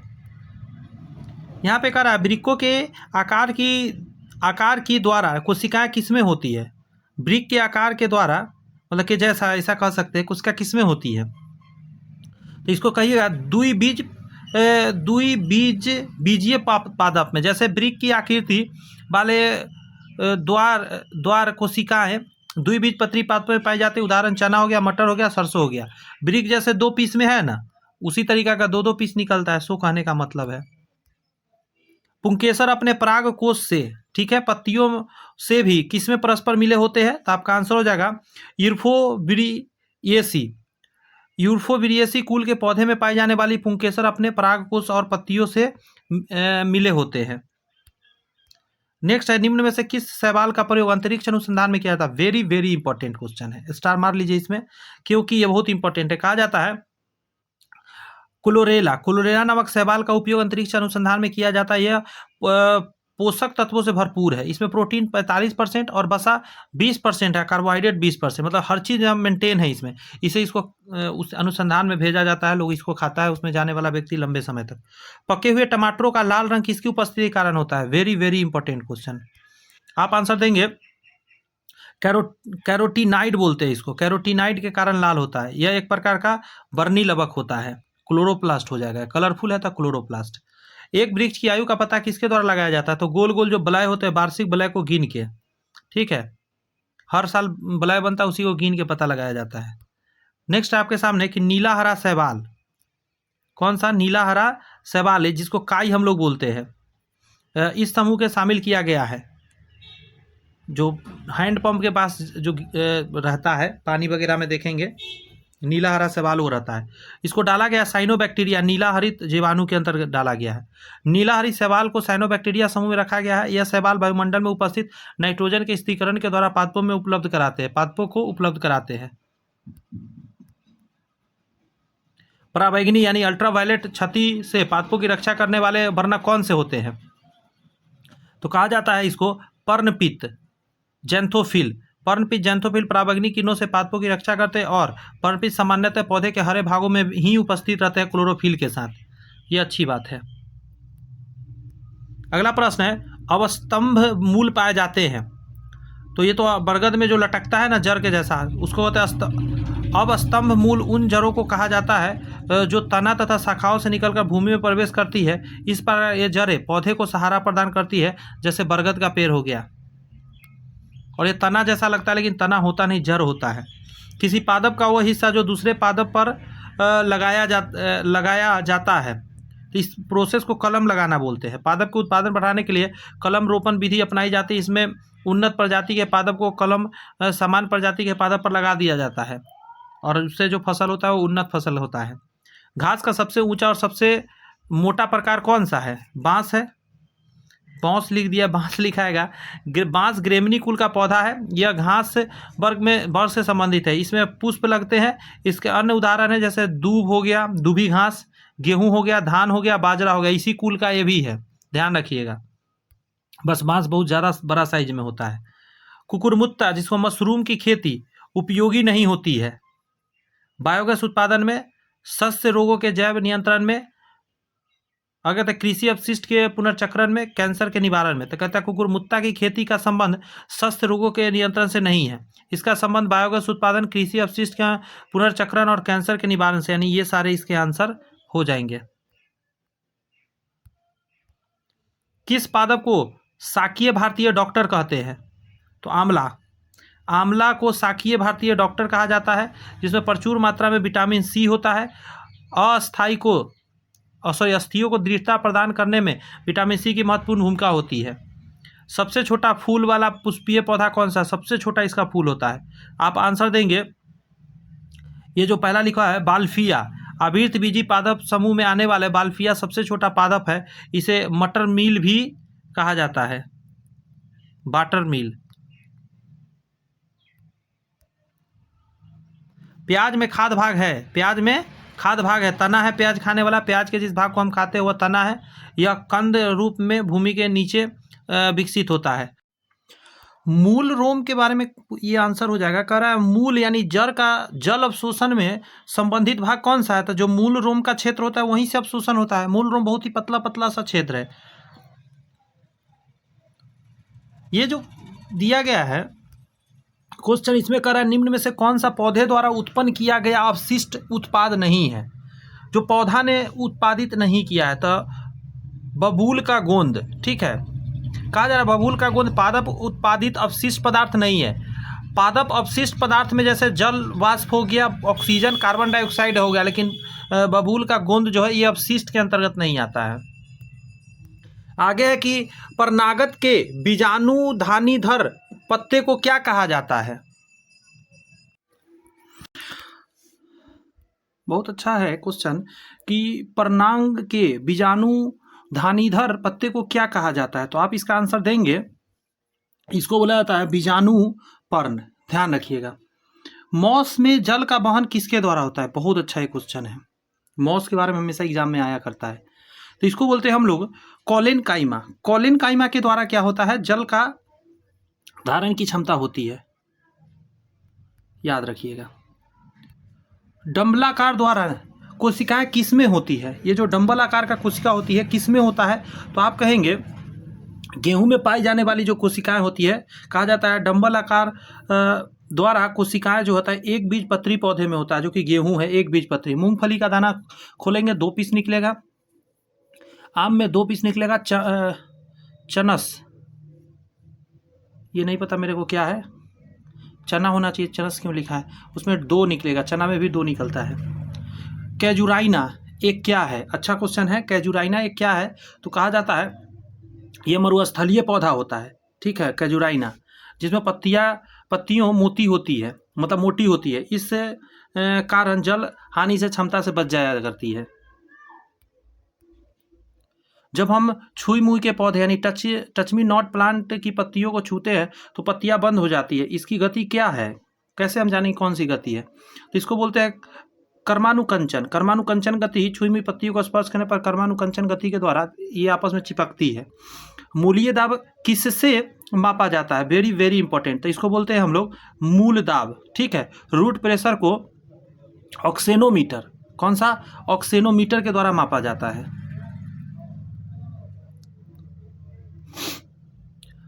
अंतः शोषण की प्रक्रिया में क्या निहित होता है। अंतः शोषण की प्रक्रिया में याद रखिएगा अवशोषण जो होता है के कारण अंतः शोषण की क्रिया होती है। बात समझ में आया, ध्यान रखिएगा। सी नंबर। अगला क्वेश्चन बहुत ही इंपॉर्टेंट है, इसको समझिए अच्छे से जरा। किसमें रखने पर, क्वेश्चन है किसमें रखने पर कोशिका का आयतन बढ़ जाता है। कोशिका है उसका आयतन बढ़ाना है। एक चीज समझिएगा जरा, यह अतिप्रासनी दाब, एक होता है समप्रासनी दाब और एक है अल्पप्रासनी दाब। हम आपको कंडीशन देते हैं, आप खुद इसका आंसर पकड़िएगा क्या होगा। ये देखिए, ये कोई बर्तन है, इसमें एक कोशिका मैंने डाला, एक ये बर्तन है, एक कोशिका इसमें भी डाल दिया, एक बर्तन ये है और एक कोशिका इसके अंदर डाला। अब समझिएगा, बता रहा हूँ, जितना कंसंट्रेशन इसका है इसके अंदर का कोशिका के उतना ही इस पानी का है। दोनों का सोल्यूशन का समान यदि कंसंट्रेशन है तो ना कुछ बाहर निकलेगा कोशिका से, ना कोशिका के अंदर कुछ जाएगा। अंडरस्टैंड। तो इसका ये आंसर नहीं हो सकता, क्योंकि आयतन ना बढ़ रहा है ना घट रहा है यहाँ पे। अब कह रहा है कि बाहर का कंसंट्रेशन कम है और अंदर का कंसंट्रेशन ज़्यादा है, तो क्या होगा, अंदर से पानी अंदर चला जाएगा, बाहर से पानी अंदर जाएगा, बाहर से पानी अंदर जाएगा तो बाहर का कंसंट्रेशन ज़्यादा हो जाएगा, अंदर का कंसंट्रेशन नॉर्मल हो जाएगा। और उतना देर ये प्रोसेस चलेगा जब तक कि अंदर और बाहर का कंसंट्रेशन इस लेवल पर नहीं आ जाए, समप्रासनी दाब पर ना आ जाए। अब एक कंडीशन यहाँ है कि बाहर का कंसंट्रेशन ज़्यादा है, कोशिका के अंदर का कंसंट्रेशन ज़्यादा है। सॉरी, क्या मैंने यहाँ बताया था, मैं भूल ही गया, कोई नहीं, फिर से एक बार बोलता हूँ। यहाँ पे अंदर कंसंट्रेशन कोशिका के अंदर ज़्यादा है, बाहर कम है, तो कोशिका का जल सब बाहर निकल जाएगा, जो भी अंदर में है वो बाहर निकल जाएगा, क्योंकि बाहर कंसंट्रेशन ज़्यादा था। अब क्वेश्चन को समझने का प्रयत्न किया जाए। कह रहा है कि किसमें रखने पर कोशिका का आयतन बढ़ जाता है। कोशिका का आयतन बढ़ने का मतलब समझे कि इतना बड़ा कोशिका था तो ये कोशिका इतना बड़ा हो जाएगा। इतना बड़ा कोशिका होगा कब, जब इसके अंदर कुछ ना कुछ जाएगा अंदर। अंदर जाने के लिए अंदर का कंसंट्रेशन ज़्यादा होना चाहिए। कोशिका छोटा था, इसको बड़ा करना है तो अंदर का कंसंट्रेशन ज़्यादा होना चाहिए, बाहर का कम। तो बाहर का कंसंट्रेशन कम होना चाहिए, यानी कि उसको क्या होना चाहिए, अल्प प्रासरणीय दाब घोल होना चाहिए। बाहर में क्या होना चाहिए, अल्प प्रासरणीय दाब होना चाहिए, ताकि कम कंसंट्रेशन से, एक सेकेंड, हाँ, कम कंसंट्रेशन से हाई कंसंट्रेशन के मूव कर जाएगा। अंदर कंसंट्रेशन ज़्यादा है, बाहर से अंदर चला जाएगा पानी और आयतन बढ़ जाएगा। तो इसका बी आंसर हो जाएगा। आइए आंसर देखते हैं। जो मैंने बोला वही है कि कुछ और भी बात देखा जाए। अल्प प्रासरणीय दाब घोल में कोशिका को रखने पर अल्प प्रासरणीय में जल के अणु कोशिका में प्रवेश कर जाती है, ठीक है, जिसके परिणाम स्वरूप जल का आयतन बढ़ जाता है। यहाँ गलत लिखा गया है, जल का नहीं, कोशिका का आयतन बढ़ जाता है। अगर अंदर में जाएगा पानी तो कोशिका का आयतन बढ़ेगा ना। चलिए आगे बढ़िए। सबसे अधिक जल धारण क्षमता किसमें होती है? सबसे ज़्यादा जल को आपस में पकड़ के कौन रख सकता है? तो बलुई मिट्टी की धारण क्षमता कम होती है तथा चिकनी मिट्टी की बहुत ज़्यादा होती है। चिकनी मिट्टी के ऊपर पानी डाल दीजिए, पानी अंदर जा ही नहीं सकता, अंदर तो जाने नहीं देगा। सबसे कम है बलुई और रेतीली का, उसके बाद दोमट, उसके बाद चिकनी आएगा। निम्न में से क्लोरोफिल में उपस्थित पोरफायरिन रिंग के मध्य उपस्थित तत्व कौन सा होता है? तो मैग्नीशियम होता है। ऐसे भी क्लोरोफिल में मैग्नीशियम कितनी बार बताया हूँ। क्लोरोफिल का रासायनिक सूत्र देख लीजिए, ये है, बहुत लोग नहीं जानते होंगे, जानिए आज। C55H75O5N4 और Mg, मैग्नीशियम आ गया ना। क्लोरोफिल की आणविक संरचना में मैग्नीशियम की स्थिति मध्य में होती है, जिसका संरचना चक्रीय रूप से होती है। स्वपरागन का परिणाम क्या होता है? दिमाग लगाइए। कहता है स्वपरागन की क्रिया में अंतःप्रजनन होता है। इसको अंतःप्रजनन बोलते हैं, क्योंकि खुद का खुद के अंदर, इसमें एक ही पादप में परागकण उसी पादप के अथवा उसी पुष्प के जयांग के वर्तिकाग्र पर पहुंचते हैं, बस उसी से उसी पर रह जाते हैं। ओहो, क्या क्लिक कर दिया मैंने, एक सेकंड रुक जाइए, कुछ गलत क्लिक हो चुका है। हाँ आ गया, मैं तो घबरा गया था। हाँ, क्वेश्चन को अब देखा जाए। जल संवर्धन पौधे के उत्पादन की एक विधि है, ठीक है, जिसमें निम्न में से किसका प्रयोग नहीं किया जाता है? तो आपका आंसर हो जाएगा मिट्टी, क्योंकि जल संवर्धन विधि में मिट्टी का कोई जरूरत नहीं है। कृषि में मृदा रहित खेती होती है, बात समझे। इसमें जल और रेत का उपयोग किया जाता है, रेत और जल का प्रयोग होता है। सारा न्यूट्रिशन जल के अंदर डाला जाता है, और रेत पानी को सोखे रहता है, पानी उसके अंदर रहता है और आराम से उसी में जल इधर उधर फैलते रहता है। मिट्टी का एक बूंद का जरूरत नहीं पड़ता है। प्रकाश संश्लेषण की लगभग उल्टी प्रक्रिया क्या है? प्रकाश संश्लेषण का उल्टा प्रक्रिया क्या बोलेंगे? मतलब देखिए, प्रकाश संश्लेषण ऑक्सीजन आपस में आता है, और जब उसको तोड़ा ऑक्सीजन टूटेगा, उसी को हम लोग बोलेंगे कि प्रकाश संश्लेषण का उल्टी प्रक्रिया। कह रहा है लकड़ी का जलना एक ऐसी प्रक्रिया जिसमें CO2 का निष्कासन होता है और O2 का उपभोग होता है। क्योंकि प्रकाश संश्लेषण ऑक्सीजन बाहर निकलता है, तो लकड़ी के जलने में क्या होता है, ऑक्सीजन अंदर जा रहा है। जब प्रकाश संश्लेषण CO2 का उपभोग करता है तो CO2 निष्कासित होता है, उल्टा है इसका। प्रकाश संश्लेषण होता है पादपों की जड़ों में, पादपों के तनों में, पादपों के हरे भाग में, पादपों के सभी भागों में। तो प्रकाश संश्लेषण कहा है तो पादप के हरे भाग में बोलिएगा, और श्वसन बोलता तो हर जगह होता है। वनस्पति इनके अवशोषण में प्रभावी होते हैं। किस चीज़ के अवशोषण में? प्रदूषक गैस से। कहता है हरे पौधे जो होते हैं प्रदूषक गैसों के अवशोषण के कारण प्रभावित होते हैं। कहा जा रहा है प्रदूषण के कारण प्रकाश संश्लेषण की क्रिया मंद पड़ जाती है। नेक्स्ट क्वेश्चन, निम्नलिखित में से कौन सा प्रकर्म अंधकार के समय पादपों के साथ संबंधित होते हैं? अंधकार है फिर भी पादप करता है, आइए उसको समझने का कोशिश किया जाए। बताइए जरा आप देख के। प्रकाश संश्लेषण हो नहीं सकता, वाष्पोत्सर्जन, श्वसन, वाष्पोत्सर्जन, श्वसन, वाष्पोत्सर्जन और चालन, चालन और श्वसन। अब समझिएगा, कहा जा रहा है पौधे में श्वसन और चालन की प्रक्रिया जो है, ये दोनों प्रक्रिया अंधकार तथा प्रकाश दोनों में होती है, जबकि प्रकाश संश्लेषण की प्रक्रिया केवल प्रकाश की उपस्थिति में होती है। यानी ये आंसर डी हो जाएगा, ध्यान रखिएगा। नेक्स्ट है पत्तों में दिखाई देने वाली सिराय काम करती है। सिराय जो होती है किस प्रकार काम करती है? तो आंसर हो जाएगा चालन। कह रहा है पत्तों में उपस्थित जो सिराय आपको दिखती है, जो हम लोग ऐसे बनाते हैं कि कोई पत्ता है, इस पत्ता के अंदर ऐसे ऐसे ये जो बना रहे हैं, आप क्या बना रहे हैं? यही तो सिरा बना रहे हैं। इसका काम क्या है? ये जो लाइनिंग आपने खींचा, इसका काम है चालन। संवहन का काम करती है, खाद्य पदार्थों का पहुंचाने का पत्ती तक, और जल का। बीज किसके बिना अंकुरित हो सकता है? किसके बिना अंकुरित हो सकता है? उपयुक्त आर्द्रता, पर्याप्त प्रकाश, उपयुक्त ताप, ऑक्सीजन की उपलब्धता। कहता है बीज को अंकुरित होने के लिए प्रकाश की उपस्थिति आवश्यक नहीं होती है, यह ध्यान रखिएगा। प्रकाश क्या ही करेगा, जब वो बन जाएगा पौधा में तब्दील होगा तब जाकर उसको प्रकाश चाहिए। आर्द्रता, ताप, ऑक्सीजन, इसका उचित मात्रा चाहिए। ऑक्सीजन भी बहुत इंपॉर्टेंट होता है उसके लिए। नेक्स्ट है कि जंतु परागन का आज से क्या होता है? परागन तो समझते हो, एक जगह से दूसरे जगह परागकण को जाना। पत्तियों का उत्पादन आंधी द्वारा परागन, फूलों का उत्पादन जंतु द्वारा परागन। देखिए जंतु परागन का मतलब जंतु द्वारा परागन, जंतु द्वारा होने वाले परागन क्रिया को जंतु परागन कहते हैं। जैसे चमगादड़ द्वारा होने वाले परागन को काइरोपटेरोफिली बोलते हैं, नाम उसका दिया गया। जल संवर्धन विधियों से पादप उगने की प्रणाली को पादप उगाया जा रहा है जल संवर्धन विधि से। इसको क्या नाम दिया गया था? जल संवर्धन बोलते हैं, ऑलरेडी लिखा हुआ है। जल संवर्धन विधि से पादप उगने की प्रणाली को हाइड्रोपोनिक्स जल संवर्धन कहा जाता है। इस प्रणाली में मिट्टी का उपयोग नहीं होता है। पराबैंगनी यानी अल्ट्रावायलेट विकिरण क्षति से उत्पादों की रक्षा करने वाले वर्णक है। कौन है? दिमाग लगाइए। तो इसको बोलते हैं पर्णपित्त, जिसको जैंथोफिल बोलते हैं। खरा हरित लवक में उपस्थित पर्णपित्त, जिसको जैंथोफिल बोलते हैं, पराबैंगनी किरणों से पादप की रक्षा करता है। ऐसा नहीं हम ही लोग को रक्षा का जरूरत है, पौधों को भी जरूरत है। आप खुद महसूस कर रहे हो कितना महत्वपूर्ण ये सेट मैं करा रहा हूँ। इस सेट को कुछ लोग हल्के में ले रहे हैं, जो भी हल्के में ले रहे हैं बहुत बड़ा गलती कर रहे हैं। इस सेट में इतने सारे क्वेश्चन मैं भी कराने वाला हूँ। अभी तो बायोलॉजी चल रहा है, इसके बाद केमिस्ट्री आएगा, फिजिक्स आएगा। हर एक टॉपिक को एकदम क्रिस्टल क्लियर में कर दूंगा आपको, निश्चिंत रहिए। प्रकाश संश्लेषण के लिए किसकी जरूरत है? धूप का जरूरत होता है, क्लोरोफिल जरूरत होता है, जल का, सभी का जरूरत पड़ता है इसमें। चालनी पट्टिका एक भाग है। चालनी पट्टिका क्या चीज का भाग है बताइए जरा। तो आपका क्वेश्चन हो जाएगा कि आंसर इसका ऐसे आप देंगे कि ये फ्लोएम है ना, जिसको पोषवाह बोलते हैं, फ्लोएम का चालनी पट्टी का एक भाग है, जिसको सीव प्लेट बोलते हैं।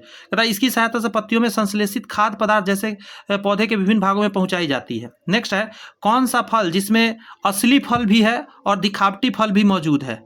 मतलब दोनों तरह का फल है, असली और दिखावटी दोनों। अब समझिएगा, केला हो गया आप लेते हैं और खा जाते हैं, आम हो गया लेते हैं खा लेते हैं, बादाम हो गया तोड़ते हैं खा लेते हैं। काजू में दो चीज़ दिखता है, एक नीचे लटका रहता है, एक ऊपर लटका रहता है।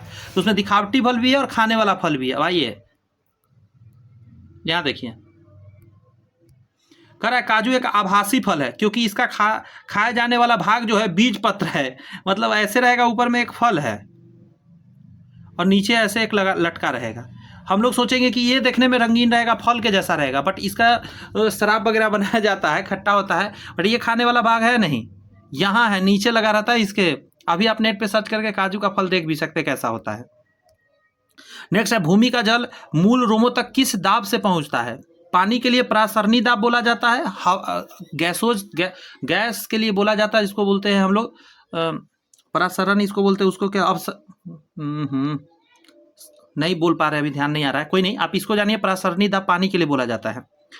भूमि में उपस्थित कोशिका जल का उपयोग पौधे द्वारा किया जाता है। भूमि का जो जल है मूल रोगों तक, मूल रोग क्यों लिख दिया, मूल रोम होता है, ठीक है, ये गलती लिखा गया, मूल रोम तक प्रासरणीय दाब से पहुंच जाता है। नेक्स्ट है कौन सी पादप गृह प्रभाव के लिए मुख्य रूप से उत्तरदायी होता है? बात समझे, आइए इसको समझिए। तो कहा जा रहा है कार्बन गृह प्रभाव मतलब ग्रीन हाउस प्रभाव, उसी का बात बोल रहा है, तो CO2 आंसर होगा ना। कार्बन डाइऑक्साइड गैस जो है ग्रीन हाउस प्रभाव के लिए सबसे अधिक उत्तरदायी है। इससे गैस के पृथ्वी वायुमंडल की ऊपरी सतह में उपस्थित होकर पृथ्वी के परावर्तित ऊष्मा को पुनः पृथ्वी की ओर परावर्तित कर देता है। इसके परिणाम स्वरूप पृथ्वी के वायुमंडल में तापन में वृद्धि होती है। किसी सुनिश्चित क्षेत्र में संपूर्ण अन्योन्य क्रिया करते प्रणाली जंतु और पादप क्या कहलाते हैं?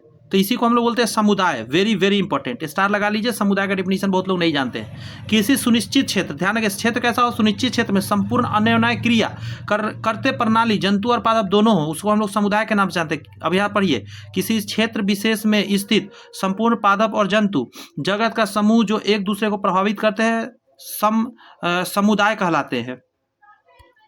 आगे है आपका कि कौन से पादप मरुस्थल की जल दाब परिस्थिति में विकसित होते हैं? मरुस्थल का जल दाब परिस्थिति में विकसित होते हैं, उसको हम लोग बोलते हैं xerophytes. Very very important, very very important. आगे कहा जा रहा है आपका कि मरुस्थलीय भाग में उगने वाले पादप जीरोफाइट कहलाते हैं। नागफनी, कैक्टस, बबूल आदि है। Very very important.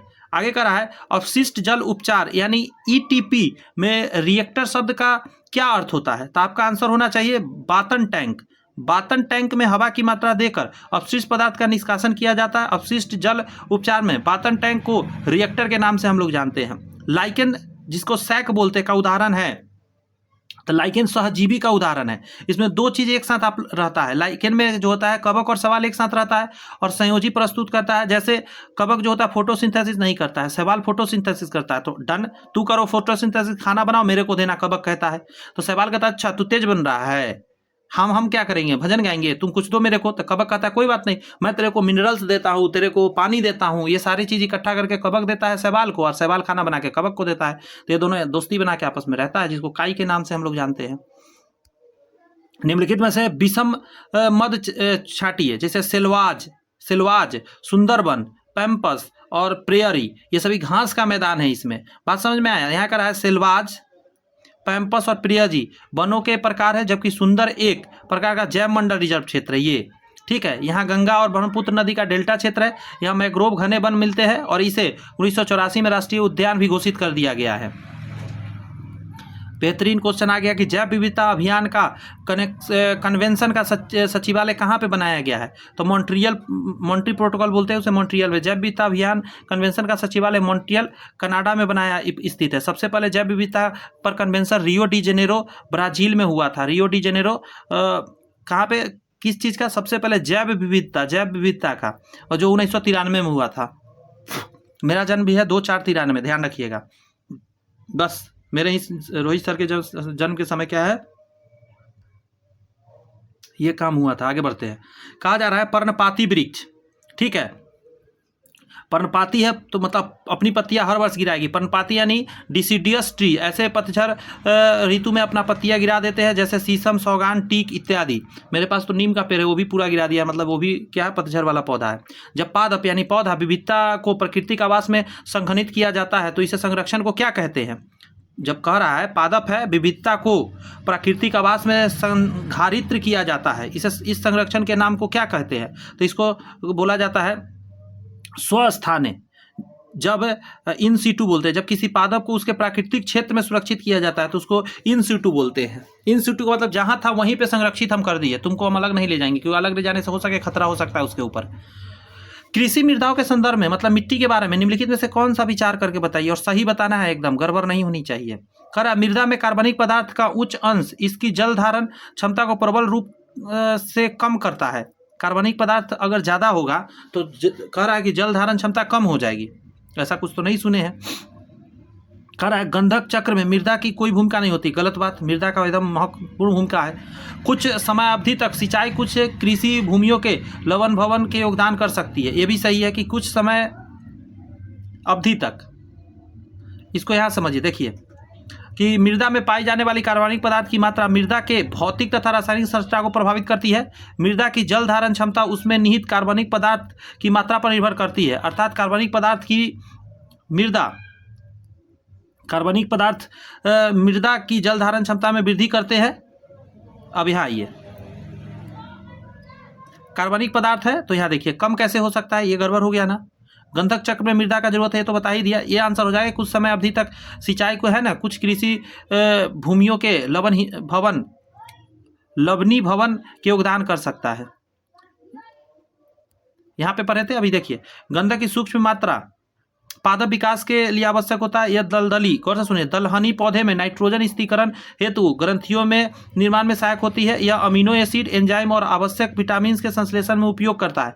मृदा में लंबी अवधि तक जल धारण करने के लवणता में वृद्धि होती है, जिससे मृदा की उर्वरता क्षमता भी बढ़ जाती है।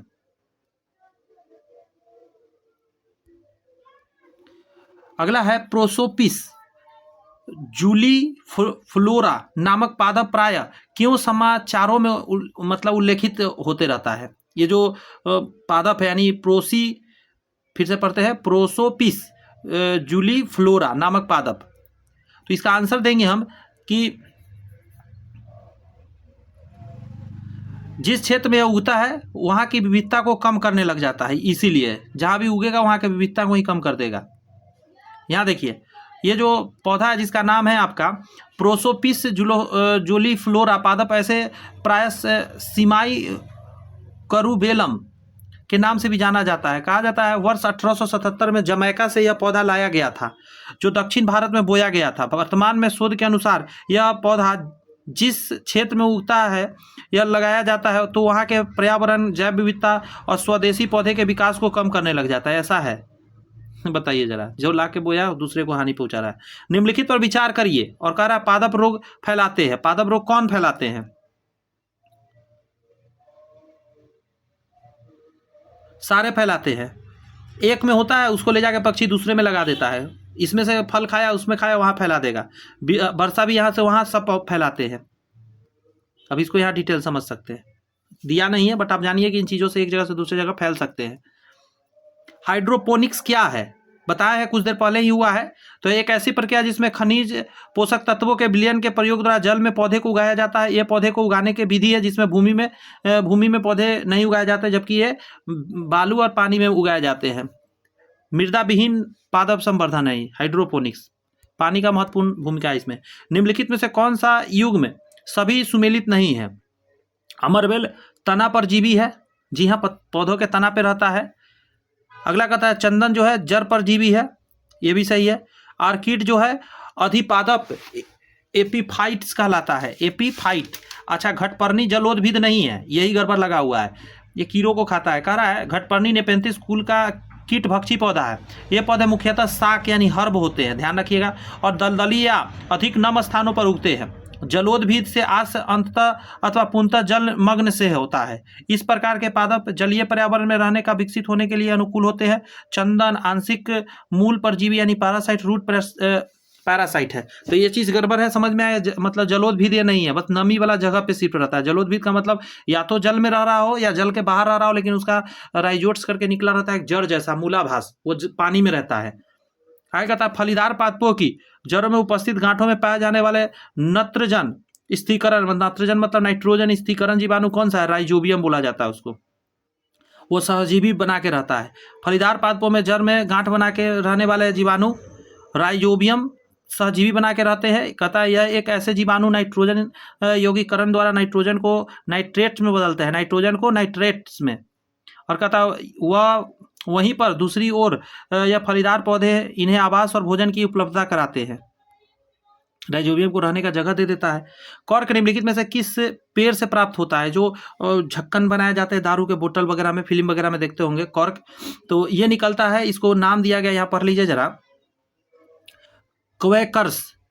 ठीक है, कॉर्क के बारे में कहता है कॉर्क ओक नामक वृक्ष की छाल बाग से निकाला जाता है, जिसका वनस्पतिक नाम क्वेकर्स सुबर है। इस पौधे का उत्पत्ति स्थल भूमध्य सागरीय क्षेत्र मिडल रेंज में होता है। कॉर्क अनियमित आकार का, पतला भित्ति वाला और मोम युक्त कोसाओं वाला होता है। इसके पेड़ पर से बहुत मोटा छाल निकलता है। सेब के फल में लाली का कारण क्या है? सेब का फल है ऊपर से लाल लाल दिख रहा है, या काटने के बाद तो सोडियम के कारण होता है, आयरन के कारण, लेकिन ये तो ऊपर का लाल कह रहा है, तो कहा जाता है इसको बोलते हैं एंथोसाइनिक का। सेब के फल में लाली का कारण एंथोसाइनिन नामक वर्णी लवण है। लाल नारंगी रंग के वर्णक जैसे कैरोटीन, गाजर में टमाटर में लाइकोप्रीन वर्णक, पीले रंग के वर्णक जैसे कि जेंथोफिल हल्दी में, और चुकंदर में बिटरनीन, ये सारे अलग अलग चीज़ में पाए जाते हैं, ध्यान रखिएगा। नेक्स्ट है आपका कि ईस्ट और मशरूम के बारे में। यह फफूद है, एकदम माइंड में रखिए। ईस्ट और मशरूम फफूद है यानी फंगस है। यह पर्णहरित है, इसमें क्लोरोफिल नहीं है, संवहनी ऊतक रहित होते हैं जो कि भोजन के लिए दूसरों का निर्भर रहते हैं। ईस्ट एस्कोमाइसिट्स कुल का है, जबकि मशरूम जो है बैसिडियोमाइसिट्स कुल का एक सदस्य है। मशरूम हमें खानी चाहिए, सच में मशरूम में बहुत बेनिफिट्स है। कहता है अफीम का मुख्य अवयव है, तो आपको बताए थे मार्फिन बोलते हैं उसको। पेपेवर सोमनीफेरम पेपेरेसी कुल का प्रमुख पौधा है। इसके परिपक्वता कैप्सूल के दूधिया लेटेक्स से अफीम तथा अर्थात ओपियम प्राप्त होता है। अफीम में मुख्यतः मॉर्फिन नामक एल्कोलाइड पाया जाता है। अफीम अनेक औषधियों में शांति कारक के रूप में प्रयुक्त किया जाता है। अफीम की लत हानिकारक होती है, मतलब अफीम लेना नहीं चाहिए, बस जरूरी घड़ी कभी दिया जाता है। पर्णहरित यानी क्लोरोफिल में निम्नलिखित में से कौन सा तत्व पाया जाता है पर्णहरित में? तो आंसर हो जाएगा मैग्नीशियम। पर्णहरित क्लोरोफिल में एक प्रोटीन जटिल रासायनिक यौगिक है। यह कह रहा था पत्तों को हरे रंग देता है। मैग्नीशियम क्लोरोफिल का प्रमुख तत्व है। आय कहता है क्लोरोफिल पर्णहरित में पाया जाता है, तो मैग्नीशियम हो जाएगा। फिर से वही बात है कि पर्णहरित एक प्रोटीनयुक्त जटिल रासायनिक यौगिक है। वह वर्णक हरे पत्ते को हरे रंग देता है। पौधे का पर्णहरित का उत्पादन के लिए मैग्नीशियम की आवश्यकता होती है। पर्णहरित के अणु में एक मैग्नीशियम आयन उपस्थित होता है। एक मैग्नीशियम आयन होता है एक क्लोरोफिल में। हरे पौधे में प्रकाश संश्लेषण की क्रिया में होता है नाइट्रोजन लेना व ऑक्सीजन छोड़ना, जी नहीं। कार्बन डाइऑक्साइड गैस लेना और ऑक्सीजन छोड़ना, ये होता है।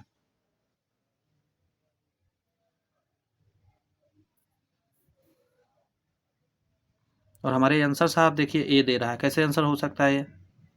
आगे बढ़िए, कभी नहीं हो सकता है। आगे कह रहा है कि प्रकाश संश्लेषण फोटोसिंथेसिस वह प्रक्रिया है जिसमें पौधे हरे हरे भाग सूर्य के प्रकाश की ऊर्जा ग्रहण कर वायु से ली गई कार्बन, देखिए वायु से ली गई कार्बन डाइऑक्साइड और मृदा से संशोधित जल, जो अवशोषित जल है, कार्बोहाइड्रेट्स का निर्माण करते हुए ऑक्सीजन को अप्रधान रचना के रूप में बाहर निकालते हैं। इसका मतलब क्या है? बाई प्रोडक्ट के रूप में ये निकलता है। ध्यान रखिएगा, मेन प्रोडक्ट ये है ग्लूकोज। ये प्रोसेस है 6CO2 plus 12H2O, 6C6H12O6 plus 6H2O plus 6CO2। Next है कि प्रकाश संश्लेषण में पौधे द्वारा निम्न में से कौन सी गैस उपयोग की जाती है? प्रकाश उपयोग की जाती है तो कार्बन डाइऑक्साइड। निम्नलिखित गैसों में से कौन सा प्रकाश संश्लेषण प्रक्रिया के लिए आवश्यक है? तो CO2 हो जाएगा आपका। और सेम अपने ऊपर जो पढ़ा है वही बात यहाँ दिया गया है।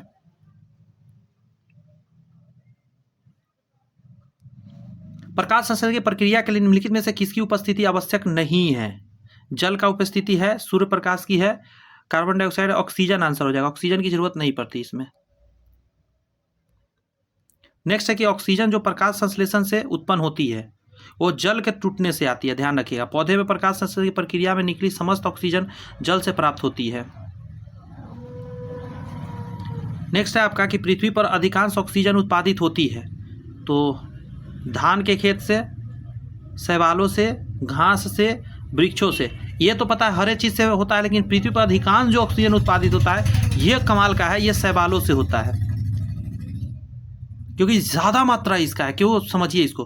पृथ्वी पर कुल प्रकाश संश्लेषण का लगभग 90% भाग जलीय पौधे शैवालों द्वारा होता है। इसमें लगभग 85% भाग समुद्र में मुख्यतः शैवाल के द्वारा हो रहा है।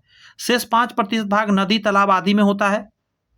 आगे कहता है हरे पौधे द्वारा प्रकाश संश्लेषण प्रक्रिया में CO2 का अवशोषण और कार्बोहाइड्रेट तथा O2 का उत्पादन होता है। शैवाल कितना मात्रा में समुद्र में कभी जानेंगे तो आप दंग रह जाएंगे। आगे कह रहा प्रकाश संश्लेषण होता है क्लोरोप्लास्ट में, क्योंकि यहीं पे क्लोरोफिल होता है। क्लोरोप्लास्ट नामक कोशिकांग में जैव रासायनिक क्रिया प्रकाश संश्लेषण उत्पन्न होता है। क्लोरोप्लास्ट में हरे रंग का वर्णक क्लोरोफिल पर्णहरित पाया जाता है। प्रकाश संश्लेषण हेतु सर्वाधिक क्रियाशील प्रकाश लाल है। लाल प्रकाश में सबसे अच्छा प्रकाश संश्लेषण होता है। इस चीज को यहाँ अच्छे से एकदम समझाया गया। प्रकाश संश्लेषण, प्रकाश का प्रभाव 3 प्रकार की होती है। यह सुनिएगा, यह प्रखरता यानी इंटेंसिटी ऑफ लाइट, प्रकाश का प्रकार मतलब क्वालिटी ऑफ लाइट, इसके अंतराल यानी ड्यूरेशन, तीनों से प्रभावित होता है। दुर्बल प्रखर के प्रकाश में संभवतः पर्णरंध्रों के न खुलने से गैस का विसरण धीमी दर से होने के कारण प्रकाश संश्लेषण की क्रिया धीमी पड़ जाती है। जैसे जैसे प्रकाश की तीव्रता बढ़ती है प्रकाश संश्लेषण की क्रिया आरंभ हो जाती है और गति प्राप्त करती है। विभिन्न तरंग दैर्घ्य के प्रभाव के संबंध में अधिकतम प्रकाश संश्लेषण लाल प्रकाश यानी तरंगधर 650 नैनोमीटर में, द्वितीय अधिकतम नीले प्रकाश यानी तरंगधर 475 नैनोमीटर में होता है। यानी कि आपके माइंड में आज के बाद हम बैठा लीजिए कि पहला तरंगधर 650 नैनोमीटर है आपका लाल का, तो लाल हो गया 1 नंबर पर, 2 नंबर पर नीला रंग हो गया। हालांकि पर्णहरित लाल प्रकाश की अपेक्षा नीला प्रकाश में अधिक अवशोषित करता है, परंतु प्रकाश संश्लेषण में सर्वाधिक प्रयोग लाल प्रकाश का ही होता है। बात समझ में आ रही है? अंडरस्टैंड किया आपने? प्रकाश ऊर्जा का रासायनिक ऊर्जा में रूपांतरण निम्नवत होता है, तो प्रकाश संश्लेषण में होता है। प्रकाश संश्लेषण कह रहा है फोटोसिंथेसिस की क्रिया में हरे पौधे जो ऊर्जा है लाइट ऊर्जा को क्या रासायनिक केमिकल ऊर्जा में बदल देते हैं और बाद में इसी का प्रयोग करके कार्बनिक पदार्थ बनाते हैं, भोजन। अगला क्वेश्चन आपके सामने है कि निम्न में से कौन सा पौधा जड़ों का कार्य नहीं है? कौन सा पौधे की जड़ों का कार्य नहीं है? प्रकाश संश्लेषण, यही तो है, जड़ नहीं करता है। स्टोमाटा करता है, इसी के द्वारा गैसों का आदान प्रदान होता है। क्लोरोप्लास्ट में क्लोरोफिल रहता है, इसलिए पत्ते करते हैं। हरे प्रकाश लाल प्रकाश में निम्नलिखित में से कौन सा तत्व पौधे के विकास के लिए आवश्यक नहीं है? पौधा के लिए जरूरत नहीं है सोडियम। पौधे के विकास के लिए 17 अनिवार्य तत्व को चिन्हित किया गया है, जिसमें से 9 की आवश्यकता बहुत ज़्यादा मात्रा में है। आपको मैं बता दूं, ये जो पैराग्राफ है इसको सोना बना लीजिए अपने लिए। क्या मैं कर दिया गड़बड़, क्योंकि है इंपॉर्टेंट जी। मैं फिर एक बार करूँगा बॉक्स, क्योंकि कोई ऑप्शन नहीं है जी। ये बॉक्स को अपने लाइफ का एक वो बना लीजिए, ये कभी भी आपको काम आ सकता है, एनी वेयर एनी टाइम। पढ़िए जरा। पौधे के विकास के लिए 17 अनिवार्य तत्व है, जिसमें से 9 बृहत है और 7 जो है सूक्ष्म मात्रा में जरूरत है। बृहत मात्रा को पुनः 2 भागों में बांट दिया गया है, प्राथमिक और द्वितीयक। प्राथमिक में कौन कौन है? नाइट्रोजन, फास्फोरस, पोटेशियम, कार्बन और हाइड्रोजन और oxygen. Nitrogen, phosphorus, potassium, carbon, hydrogen और ऑक्सीजन, यानी 2, 2, 4, 2, 6 गो है एकदम प्राथमिक में। द्वितीयक में 3 गो आएगा, यानी कि कैल्शियम, मैग्नीशियम और सल्फर। कैल्शियम, मैग्नीशियम और सल्फर तीसरा नंबर पे, मतलब 2 नंबर में। पोषक की आवश्यकता अधिक मात्रा में होती है, जबकि सूक्ष्म पोषक तत्व जो है कम मात्रा में होती है, जैसे लोहा हो गया, जिंक हो गया, मैग्नीशियम हो गया, बोरॉन हो गया, तांबा, मोलिब्डेनम और निकेल और क्लोरीन। ये कितना हो गया? 2, 2, 4, 2, 6, 7, 1, 8 हो गया। याद रहेगा क्या क्या है? जिंक हो गया, लोहा हो गया, मैग्नीशियम, बोरॉन, तांबा, मोलिब्डेनम, निकेल और क्लोरीन। इतनी बात याद रखिएगा, बहुत ज़्यादा इंपॉर्टेंट था। निम्नलिखित में से परजीवी पौधे की पहचान करिए। अमरबेल परजीवी है, क्योंकि किसी दूसरे पर होता है, गलत आंसर दिया गया है। अमरबेल के बारे में कहता है एक पूर्ण स्तंभी परजीवी यानी टोटल पैरासाइटिक आवृत बीजी पौधे हैं, जिसका तना पतला, दुर्बल और पीले रंग का होता है। इसका तना पोषक होस्ट के चारों ओर लिपट जाता है और उससे अपना भोजन और सारे कुछ लेने लगता है, और उसको कुछ देता नहीं है, कुछ भी नहीं करके देता है ये बेनिफिट, इसलिए परजीवी बोलते, नहीं तो सहजीवी बोल सकते थे, जिसका दोनों को बेनिफिट होता है। निम्नलिखित में से कौन सा पादप हार्मोन नहीं है? पौधे का नहीं है। Cytokinin, insulin. इंसुलिन हम लोग का है, पौधा का साइटोकाइनिन है, इथिलीन है, जिब्रेलिन है, ये सारे। तो यहाँ पे ध्यान रखिएगा, इंसुलिन जो है मानव में होता है, ये पौधों में नहीं होता है। चीनी की बढ़ोतरी। इंसुलिन अग्नाशय या पैनक्रियाज के अंतस्रावी भाग लंगरहैंस की दूपिकाओं के बीटा कोशिका से स्रावित होने वाला एक जंतु हार्मोन है। इसकी कमी से मधुमेह रोग हो जाती है, और ये तो अलग बात है। नेक्स्ट क्वेश्चन है आपके सामने कि निम्नलिखित में से कौन सा पादप हार्मोन है पौधों में होने वाला? तो इंसुलिन को छोड़ दीजिए, एस्ट्रोजन छोड़ दीजिए, थायमिन थायरोक्सिन छोड़ दीजिए, साइटोकाइनिन इज योर आंसर। जैसे देखिए एफसीसी एसिड हो गया, पौधा में होता है, ऑक्सीजन पौधा में होता है, साइटोकाइनिन, एथिलीन और जिब्रेलिन, इतना ही है, याद कर लीजिए, रट लीजिए, यही है। बॉक्स बना रहा हूं मैं, इस बॉक्स को क्या करिए कि रट लीजिए आप, इतना है पादप हार्मोन। ये क्वेश्चन भी अच्छा क्वेश्चन है। निम्नलिखित में से कौन सा युग्म सुमेलित नहीं है? ये इसका प्रजाति के बारे में बताया गया है। यहाँ पे देखिएगा, सूर्या, आम, पपीता, आलू आदि की प्रजाति है, न कि अलसी की। बात समझ गया? सूर्या, तो ये तो गड़बड़ हो गया।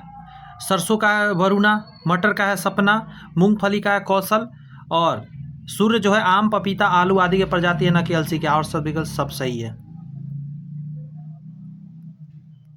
नेक्स्ट है कि बायोडीजल, वेरी वेरी इंपॉर्टेंट, जरा स्टार लगा लीजिए पहले ही पढ़ने से। बायोडीजल बनाने में किस वनस्पति का उपयोग किया जाता है? वनस्पति है तो आंसर हो जाएगा, इसको बोलते हैं रतन जोत। बायोडीजल बनाने में जेट्रोफा रतनजोन नामक वनस्पति का उपयोग किया जाता है। इस पौधे के बीजज से बायोडीजल प्राप्त होता है, जो कि ऊर्जा के रूप में प्रयुक्त किया जाता है। ईंधन में प्रयुक्त स्रोत के कारण इसकी कृषि की तरह अत्यधिक ध्यान दिया जा रहा है। यह एक आवृत बीजी पादप एंजियोस्पर्म प्लांट है, जिसके जीवन काल में अन्य नकदी फसलों की अपेक्षा कम जल की आवश्यकता पड़ती है। सबसे बड़ी बात है, जल भी कम लगता है। सीरा अति उच्चतम कच्चा माल है। सीरा, ध्यान रखिएगा, सीरा यानी मोलासेज। मोलासेज पावर एल्कोहल यानी पावर अल्कोहल के लिए अति उच्चतम कच्चा माल है, जिससे गन्ने या शुगर के रस द्वारा तैयार किया जाता है। तो आंसर क्या हो जाएगा आपका? पावर अल्कोहल के लिए सीरा। अगला क्वेश्चन वेरी वेरी इंपॉर्टेंट है। कैफीन क्षारब उपस्थित रहता है, तो चाय और कॉफी दोनों में। कहा जाता है कैफीन जो हो गया, और पीने वाला जितना पदार्थ है ना उसमें भी रहता है, जो कोका कोला वगैरह। कैफीन एक कड़वी सफेद क्रिस्टल लाभ एक्सेथाइम क्षारक है, जो कि मनोस्फूर्तिदायक एवं मस्तिष्क को प्रभावित करने वाला एवं उत्तेजक औषधि है। जर्मन रासायनिक शास्त्री फ्रेडविल फर्डनेज रंज ने इसकी खोज 1819 में की थी।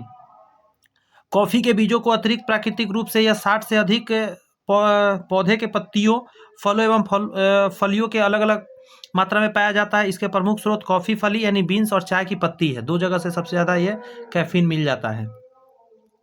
नेक्स्ट है समुद्री खरपतवार निम्नलिखित में से किसका महत्वपूर्ण स्रोत है? तो आयोडीन का है। समुद्र का कोई चीज़ आयोडीन खूब होगा। खरपतवार आयोडीन बहुकोशिकीय शैवाल से भी मिलता है।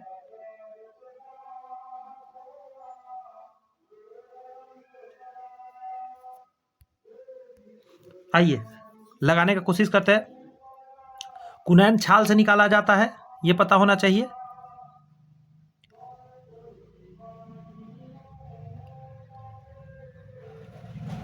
और देखिए यहाँ पे गड़बड़ सरबड़ है, सब दे रखा। रबर तना से निकलता है, तना के काट कर उससे रस निकाला जाता है, रबर, ये समझ गए।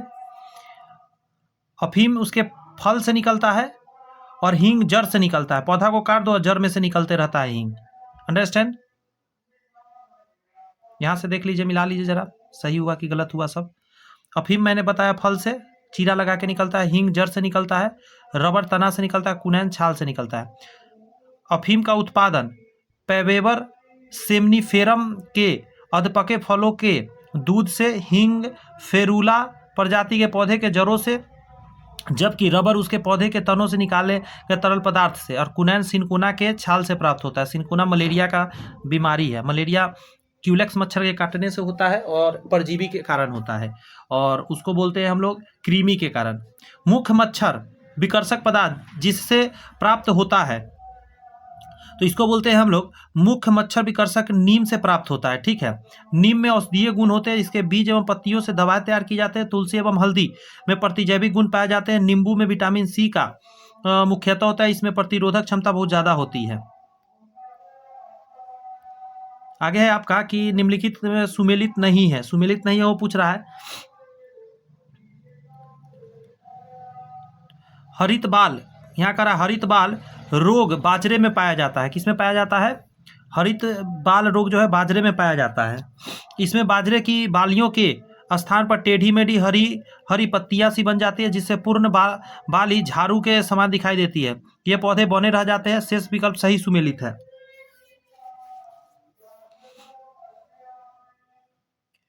बाजरे का ही रोग है क्या?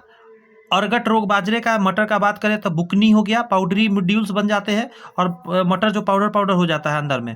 चना में हो जाता है आपका उकटा, जिसको बिल्ट बोलते हैं, काम का ही चीज नहीं है। नेक्स्ट है कि मक्का में सफेद कली किस तत्व की कमी से होती है? सफेद कली मक्का का हो जाना, तो इसको बोलते हैं हम लोग जिंक की कमी से। जिंक एक लघु मात्रा में पोषक तत्व है। अभी कुछ देर पहले आपने देखा था पौधे में लघु मात्रा में चाहिए होता है, जिसकी पौधे की बहुत सूक्ष्म मात्रा होती है। इस तत्व की कमी से पत्तियां जो होती है छोटी रह जाती है, पौधे बने रह जाता था। पौधे की नई पत्तियां एवं पत्तियों के शीर्ष लगभग सफ़ेद सी हो जाती है, जिससे सफ़ेद कली यानी व्हाइट बड रोग कहते हैं, और इस रोग मक्के में पाया जाता है। इसके लिए आपको क्या करना होता है? जिंक का उसमें छिड़काव किया जाता है। और कोई भी पत्ता, बहुत सारे फलीदार पौधे हैं ना, उन सभी में भी जिंक का छिड़काव किया जाता है। सफेद कीटे एक महत्वपूर्ण कवक रोग है, तो सरसों का है। सरसों यानी मस्टर्ड का एक महत्वपूर्ण कवक रोग सफेद कीटे व्हाइट रस्ट है, जो कि सिस्टोपस कैंडिडा या अल्बुगो कैंडिडा नामक कवक के द्वारा फैलाए जाते हैं। इस रोग में पौधे के तने, पत्ती और पुष्पक्रम पर गहरे उभरे सफेद रंग के चिकत्ते पड़ जाते हैं, जिसके परिणाम स्वरूप पौधे की उप क्षमता घट जाती है। इसके उपचार हेतु कवकनाशी यानी फंगीसाइड्स का प्रयोग किया जाता है। तो सरसों का है। बस नाम ध्यान रखिए और आंसर देने का प्रयत्न कीजिए, ज़्यादा सोचने की जरूरत है नहीं। गेहूं पर पाए जाने वाले 2 प्रमुख कवक रोग होना चाहिए था। कवक रोग पूछ रहा है, तो इस पर देखा जाए तो पहला ही हो जाएगा काला कीट एवं स्मट जो है ये रोग, ये गेहूं पर पाया जाता है कवक द्वारा। कहता है गेहूं की फसल पर पाए जाने वाले 2 प्रमुख कवक जनित रोग जो है, एक है कीट और एक बोलते हैं स्मट। गेहूं का काला कीट नामक रोग पक्सीनिया प्रेमिनिस टिट्रासाई द्वारा तथा गेहूं का स्लथ स्मट रोग अल्स्टी लैगोनुडा ट्रिटिसाई द्वारा होता है। थोड़ा ये नाम सब रहता है टेढ़ा टाइप, फिर भी क्या करें, सुनना है, समझना है। करनाल बट रोग है, करनाल बट रोग है तो आंसर दीजिएगा। यह जो है गेहूं के लिए है। कहता है करनाल बट के बारे में कहता है एक फफूंद जनित रोग है, टेलिसिया वंश के कवकों यानी जिसको बोलते हैं हम लोग टेलेसिया इंडिका से होता है। यह गेहूं का गुणवत्ता को प्रभावित करने वाला प्रमुख रोग है।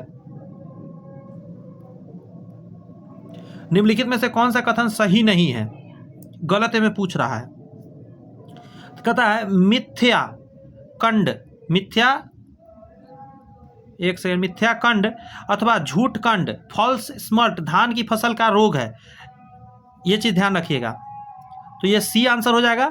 ये जौ के फसल का नहीं, धान के फसल का, तो ये गड़बड़ हो गया। अब देखिए सही को पढ़िए जरा। गेरुई गेहूं में पाया जाने वाला रोग है, ठीक है। अगैती झुलसा आलू में पाया जाने, ये बहुत इंपॉर्टेंट है आपके लिए। अगैती झुलसा आलू में पाया जाता है। खैरा धान में पाया जाने वाला, ये भी इंपॉर्टेंट है, खैरा धान में पाया जाने वाला रोग है। नेक्स्ट है आलू में black spot, very important question है। आलू में ब्लैक हार्ट का एक कारक कौन सा हो सकता है? तो इसको बोलते हैं अजैविक रोग है। यह बात समझ में आया? आलू में ब्लैक हॉट रोग अजैविक रोग है। यह एक रोग भंडारण के समय ऑक्सीजन की कमी में उपलब्ध के कारण हो जाता है, यानी ऑक्सीजन नहीं है भंडारण में, तो यह बीमारी हो सकता है। भिंडी में पित्त वर्ण सीरा की बीमारी होती है, तो इसका कारण है सफेद मक्खी से। भिंडी का पित्त वर्ण सीरा येलो वेन मोज़ेक रोग एक विषाणु जनित रोग है, वायरस से होता है। सफेद मक्खी जिसको बेमिसिया टेबैसी इस विषाणु के वाहक होते हैं, उसी के द्वारा होता है। इसके लिए विषाणु जनित दवाई छीटा जाता है कि उस पर बैठे ही नहीं। साधारणतः ओरोकी खरपतवार पाया जाता है, तो आंसर दीजिएगा तंबाकू खेत में ओरोकी। करा है ओरोबैंकी खरपतवार के बारे में बात करें, या इसको हम लोग एक परजीवी किस्म का पौधा है जो कि एक पौधे तंबाकू के अलावा आलू मटर के खेतों में भी पाया जाता है। इसे विश्व के शीतोष्ण और उष्णकटिबंधीय भागों में लगभग 150 प्रजातियां पाई जाती है। ये खरपतवार का। निम्नलिखित में कौन सा परजीनी ट्रांसजेनिक पादप है? तो आंसर हो जाएगा गोल्डन राइस। गोल्डन राइस एक परजीनी ट्रांसजेनिक पादप है जिसमें जेनेटिक इंजीनियरिंग की मदद से तैयार किया गया है। ये कह रहा है सुनहरा धान में प्रचुरता है। सुनहरा धान, ये जो गोल्डन राइस जान रहा है, इसमें क्या मिलता है? तो इसको विटामिन ए की मात्रा मिलती है। सुनहरा चावल, गोल्डन राइस और ओरिजा सैटिवा चावल की एक किस्म है जिसमें आयरन, जिंक, विटामिन ए जैसे तत्व की प्रचुरता है। क्या क्या आयरन भी है, जिंक और विटामिन ए। इस चावल का विकास उन क्षेत्रों में प्रयोग करने के लिए किया गया जहां आहार के रूप में ग्रहण किए जाने वाला विटामिन ए की कमी होती है, वहां पे इस चावल का प्रयोग होगा। नेक्स्ट है कि महाधान सुपर राइस विकसित किया है, तो इसको जान लीजिए। महाधान विकसित हुआ था, इसका आंसर होगा GS खुश ने। महाधान ये सुपर राइस का विकास फिलीपींस स्थित अंतर्राष्ट्रीय चावल अनुसंधान स्थित IRRI के प्रजनक डॉक्टर गुरुदेव सिंह खुश के द्वारा किया गया था, जिन्होंने 1989 में महाधान की अनुसंधान कार्य आरंभ किया था। पौधे का कौन सा हिस्सा पानी और खनिज के परिवहन को क्षमता देता है? पानी ले जाएगा और खनिज ले जाएगा, तो जाइलम ले जाता है। जाइलम जड़ से जल को, खनिज को पत्ती तक ले जाता है, एक दिशा मूवमेंट होता है। और फ्लोएम फूड को फैलाता है। 2 संवहनी ऊतक है पौधे में, ध्यान रखिएगा। पादपों और उनके रोगों के लक्षण से संबंधित कथन पर विचार करिए जरा, और कह रहा है सही कथन बताने का कोशिश करिए। यहाँ पहले पर ये पौधे में लीफ रोग में पत्ते नीचे की ओर मुड़ जाते हैं और पीले पड़ने लगते हैं। मोज़ेक रोग में पत्तियों पर पीले धब्बों का विकास होता है। अब यहाँ आइए, लीफ रोग में पत्तियां पीले धब्बों का विकास होता है, जी नहीं, उल्टा लिख दिया है। ऐसा विषाणु के कारण होता है, ये सही बात है। आगे बताया पौधे के मोज़ेक रोग में कलिकाओं के गड़बड़ है, दोनों गड़बड़ है। नीचे रीजन जो पढ़ा है ये रीजन सही है, इसको फिर से एक बार पढ़ लीजिए। पौधे के लीफ रोग में, लीफ रोग जब भी होगा पत्तियां नीचे की ओर मुड़ जाती है तथा पीले पड़ने लग जाते हैं, और मोज़ेक रोग में पत्तियों के पीले धब्बे का विकास हो जाता है। नेक्स्ट क्वेश्चन ये रहा कि पौधे में परागण के संदर्भ में निम्नलिखित कथन पर विचार करिए और सही को बताइए परागण के बारे में। तो ये चीज़ समझ लीजिए। कह रहा है कि जहां स्वपरागण के तहत परागणों का स्थानांतरण पराग कोश से उसी पादप के किसी अन्य पुष्प के वर्तिकाग्र, गलत हो गया। अन्य पुष्प पर गया तो स्वपरागण रह नहीं गया। परागन के अंतर्गत परागनों का स्थानांतर पराग कोश से उसके वर्तिकाग्र पर होता है। ये तो सही बात है, लेकिन स्वपरागन में अलग नहीं जाना चाहिए। अब इसको यहाँ से समझिए। कह रहा है कि पुष्प में परागन हल्के होते हैं जो वायु, जल एवं कीटों के माध्यम से एक दूसरे स्थान पर जाते रहते हैं। एक गौर से सुनिए, एक पुष्प से दूसरे पुष्प पर ले जाते हैं। इस परागकण को पराग कोश में पुष्प के वर्तिकाग्र का स्थानांतर करके परागन की प्रक्रिया होती है। तो माइंड में रखिएगा, एक फूल से उसी फूल पर गिरेगा तो स्वपरागन, एक फूल से उसी पेड़ के दूसरे फूल पर गिर गया तो वह स्वपरागन नहीं रह गया, पर परागन हो गया। निम्नलिखित में से कौन सा एक कवक तथा उच्च पादपों की जड़ों के बीच साहचर्य है? तो उसको क्या बोला जाता है? उसको कवक मूल बोलते हैं, राइजोइड्स। ये पहले भी क्वेश्चन आया। बहुत से कवक मूलों का उच्च पादपों की जड़ों के साथ सहजीवी संबंध होता है, जिसे पादप भूमि को पोषण पदार्थ ग्रहण करते हैं। ये क्वेश्चन कर रहा है किंगडम तथा उनके लक्षणों से संबंधित युग्म पर विचार करिए। किंगडम और उसका लक्षण। तो आप एक चीज़ समझ, 150 नंबर क्वेश्चन है। बड़ी खुशी हो रही है। कितना देर लगा? तो अच्छा खासा समय अभी तक लग चुका है, 1.5 घंटा पार हो चुका है। ध्यान दीजिएगा जरा। मोनेरा के बारे में कहता है, एक कोशिका यूकैरियोटिक स्वपोषी तथा परपोषी जनन द्विविभाजन द्वारा होता है। प्लांटी के बारे में कहता है, बहुकोशिकीय यूकैरियोटिक सेल्यूलोज से निर्मित कोशिका भित्ति होता है। ये सही है। एनिमेलिया बहुकोशिकीय होता है, यूकैरियोटिक उत्तक सुविकसित होता है, सुविधाजनक जनन अंगों द्वारा लैंगिक जनन करता है। ये भी सही है, बट ये गड़बड़ है। क्यों गड़बड़ है उसको यहाँ समझिए। मोनेरा में कहा जा रहा है, मोनेरा किंगडम के प्रमुख लक्षण है, एक कोशिकीय प्रोकैरियोटिक स्वपोषी अलैंगिक जनन असमसूत्री विभाजन होता है। तो फिर से एक बार पढ़िए जरा। मोनेरा किंगडम का क्या क्या है, मैं क्लीन कर दूं। हाँ, पढ़ा जाए। पहले तो एक कोशिकीय होता है, प्रोकैरियोटिक होता है, स्वपोषी होता है, अलैंगिक जनन होता है, असूत्री विभाजन होता है। तो ये हो गया मोनेरा का। अच्छा, ये जो दिया गया था डिफिनीशन प्रोटिस्टा का था, तो प्रोटिस्टा का पढ़िए। प्रोटिस्टा क्या है? एक कोशिकीय है, यूकैरियोटिक है, स्वपोषी है तथा परपोषी जनन द्विविभाजन द्वारा होता है। ये प्रोटिस्टा का है, मोनेरा का नीचे है। तो चलिए इस सेशन में इतना ही रखते हैं। ये जो नेक्स्ट देख रहे हैं विविध, इसमें सारे जो अभी आपने पढ़ा है बायोलॉजी, सारे बायोलॉजी का मिक्सचर है। 150 प्लस क्वेश्चन इसमें रहेगा। तो एक सेशन नेक्स्ट लेकर आऊँगा, जिसमें 150 क्वेश्चन कराऊंगा और हर एक चीज़ एकदम डिटेल में लेकर चलेंगे, ठीक है? क्योंकि इसमें सारा मिक्स तो पता चल जाए कि आपने कितना सीखा है। आपने इतना सारा वीडियोज देख लिया, कई गो वीडियोज हमने लाया। चैनल सब्सक्राइब करके बेल आइकन प्रेस कर लीजिए, ताकि आपको जब ये मैं लेकर आऊँ वीडियो तो आसानी से आपको मिल सके। यदि अदर्स और भी सब्जेक्ट के बारे में जानकारी चाहते हैं तो डिस्क्रिप्शन में लिंक है, वहाँ से चैनल पर जाकर आप देख सकते हैं। बहुत तरह के दिया गया है वहाँ पे क्लासेस, आप वहाँ से अवेल कर सकते हैं। All the best, bye bye, thank you.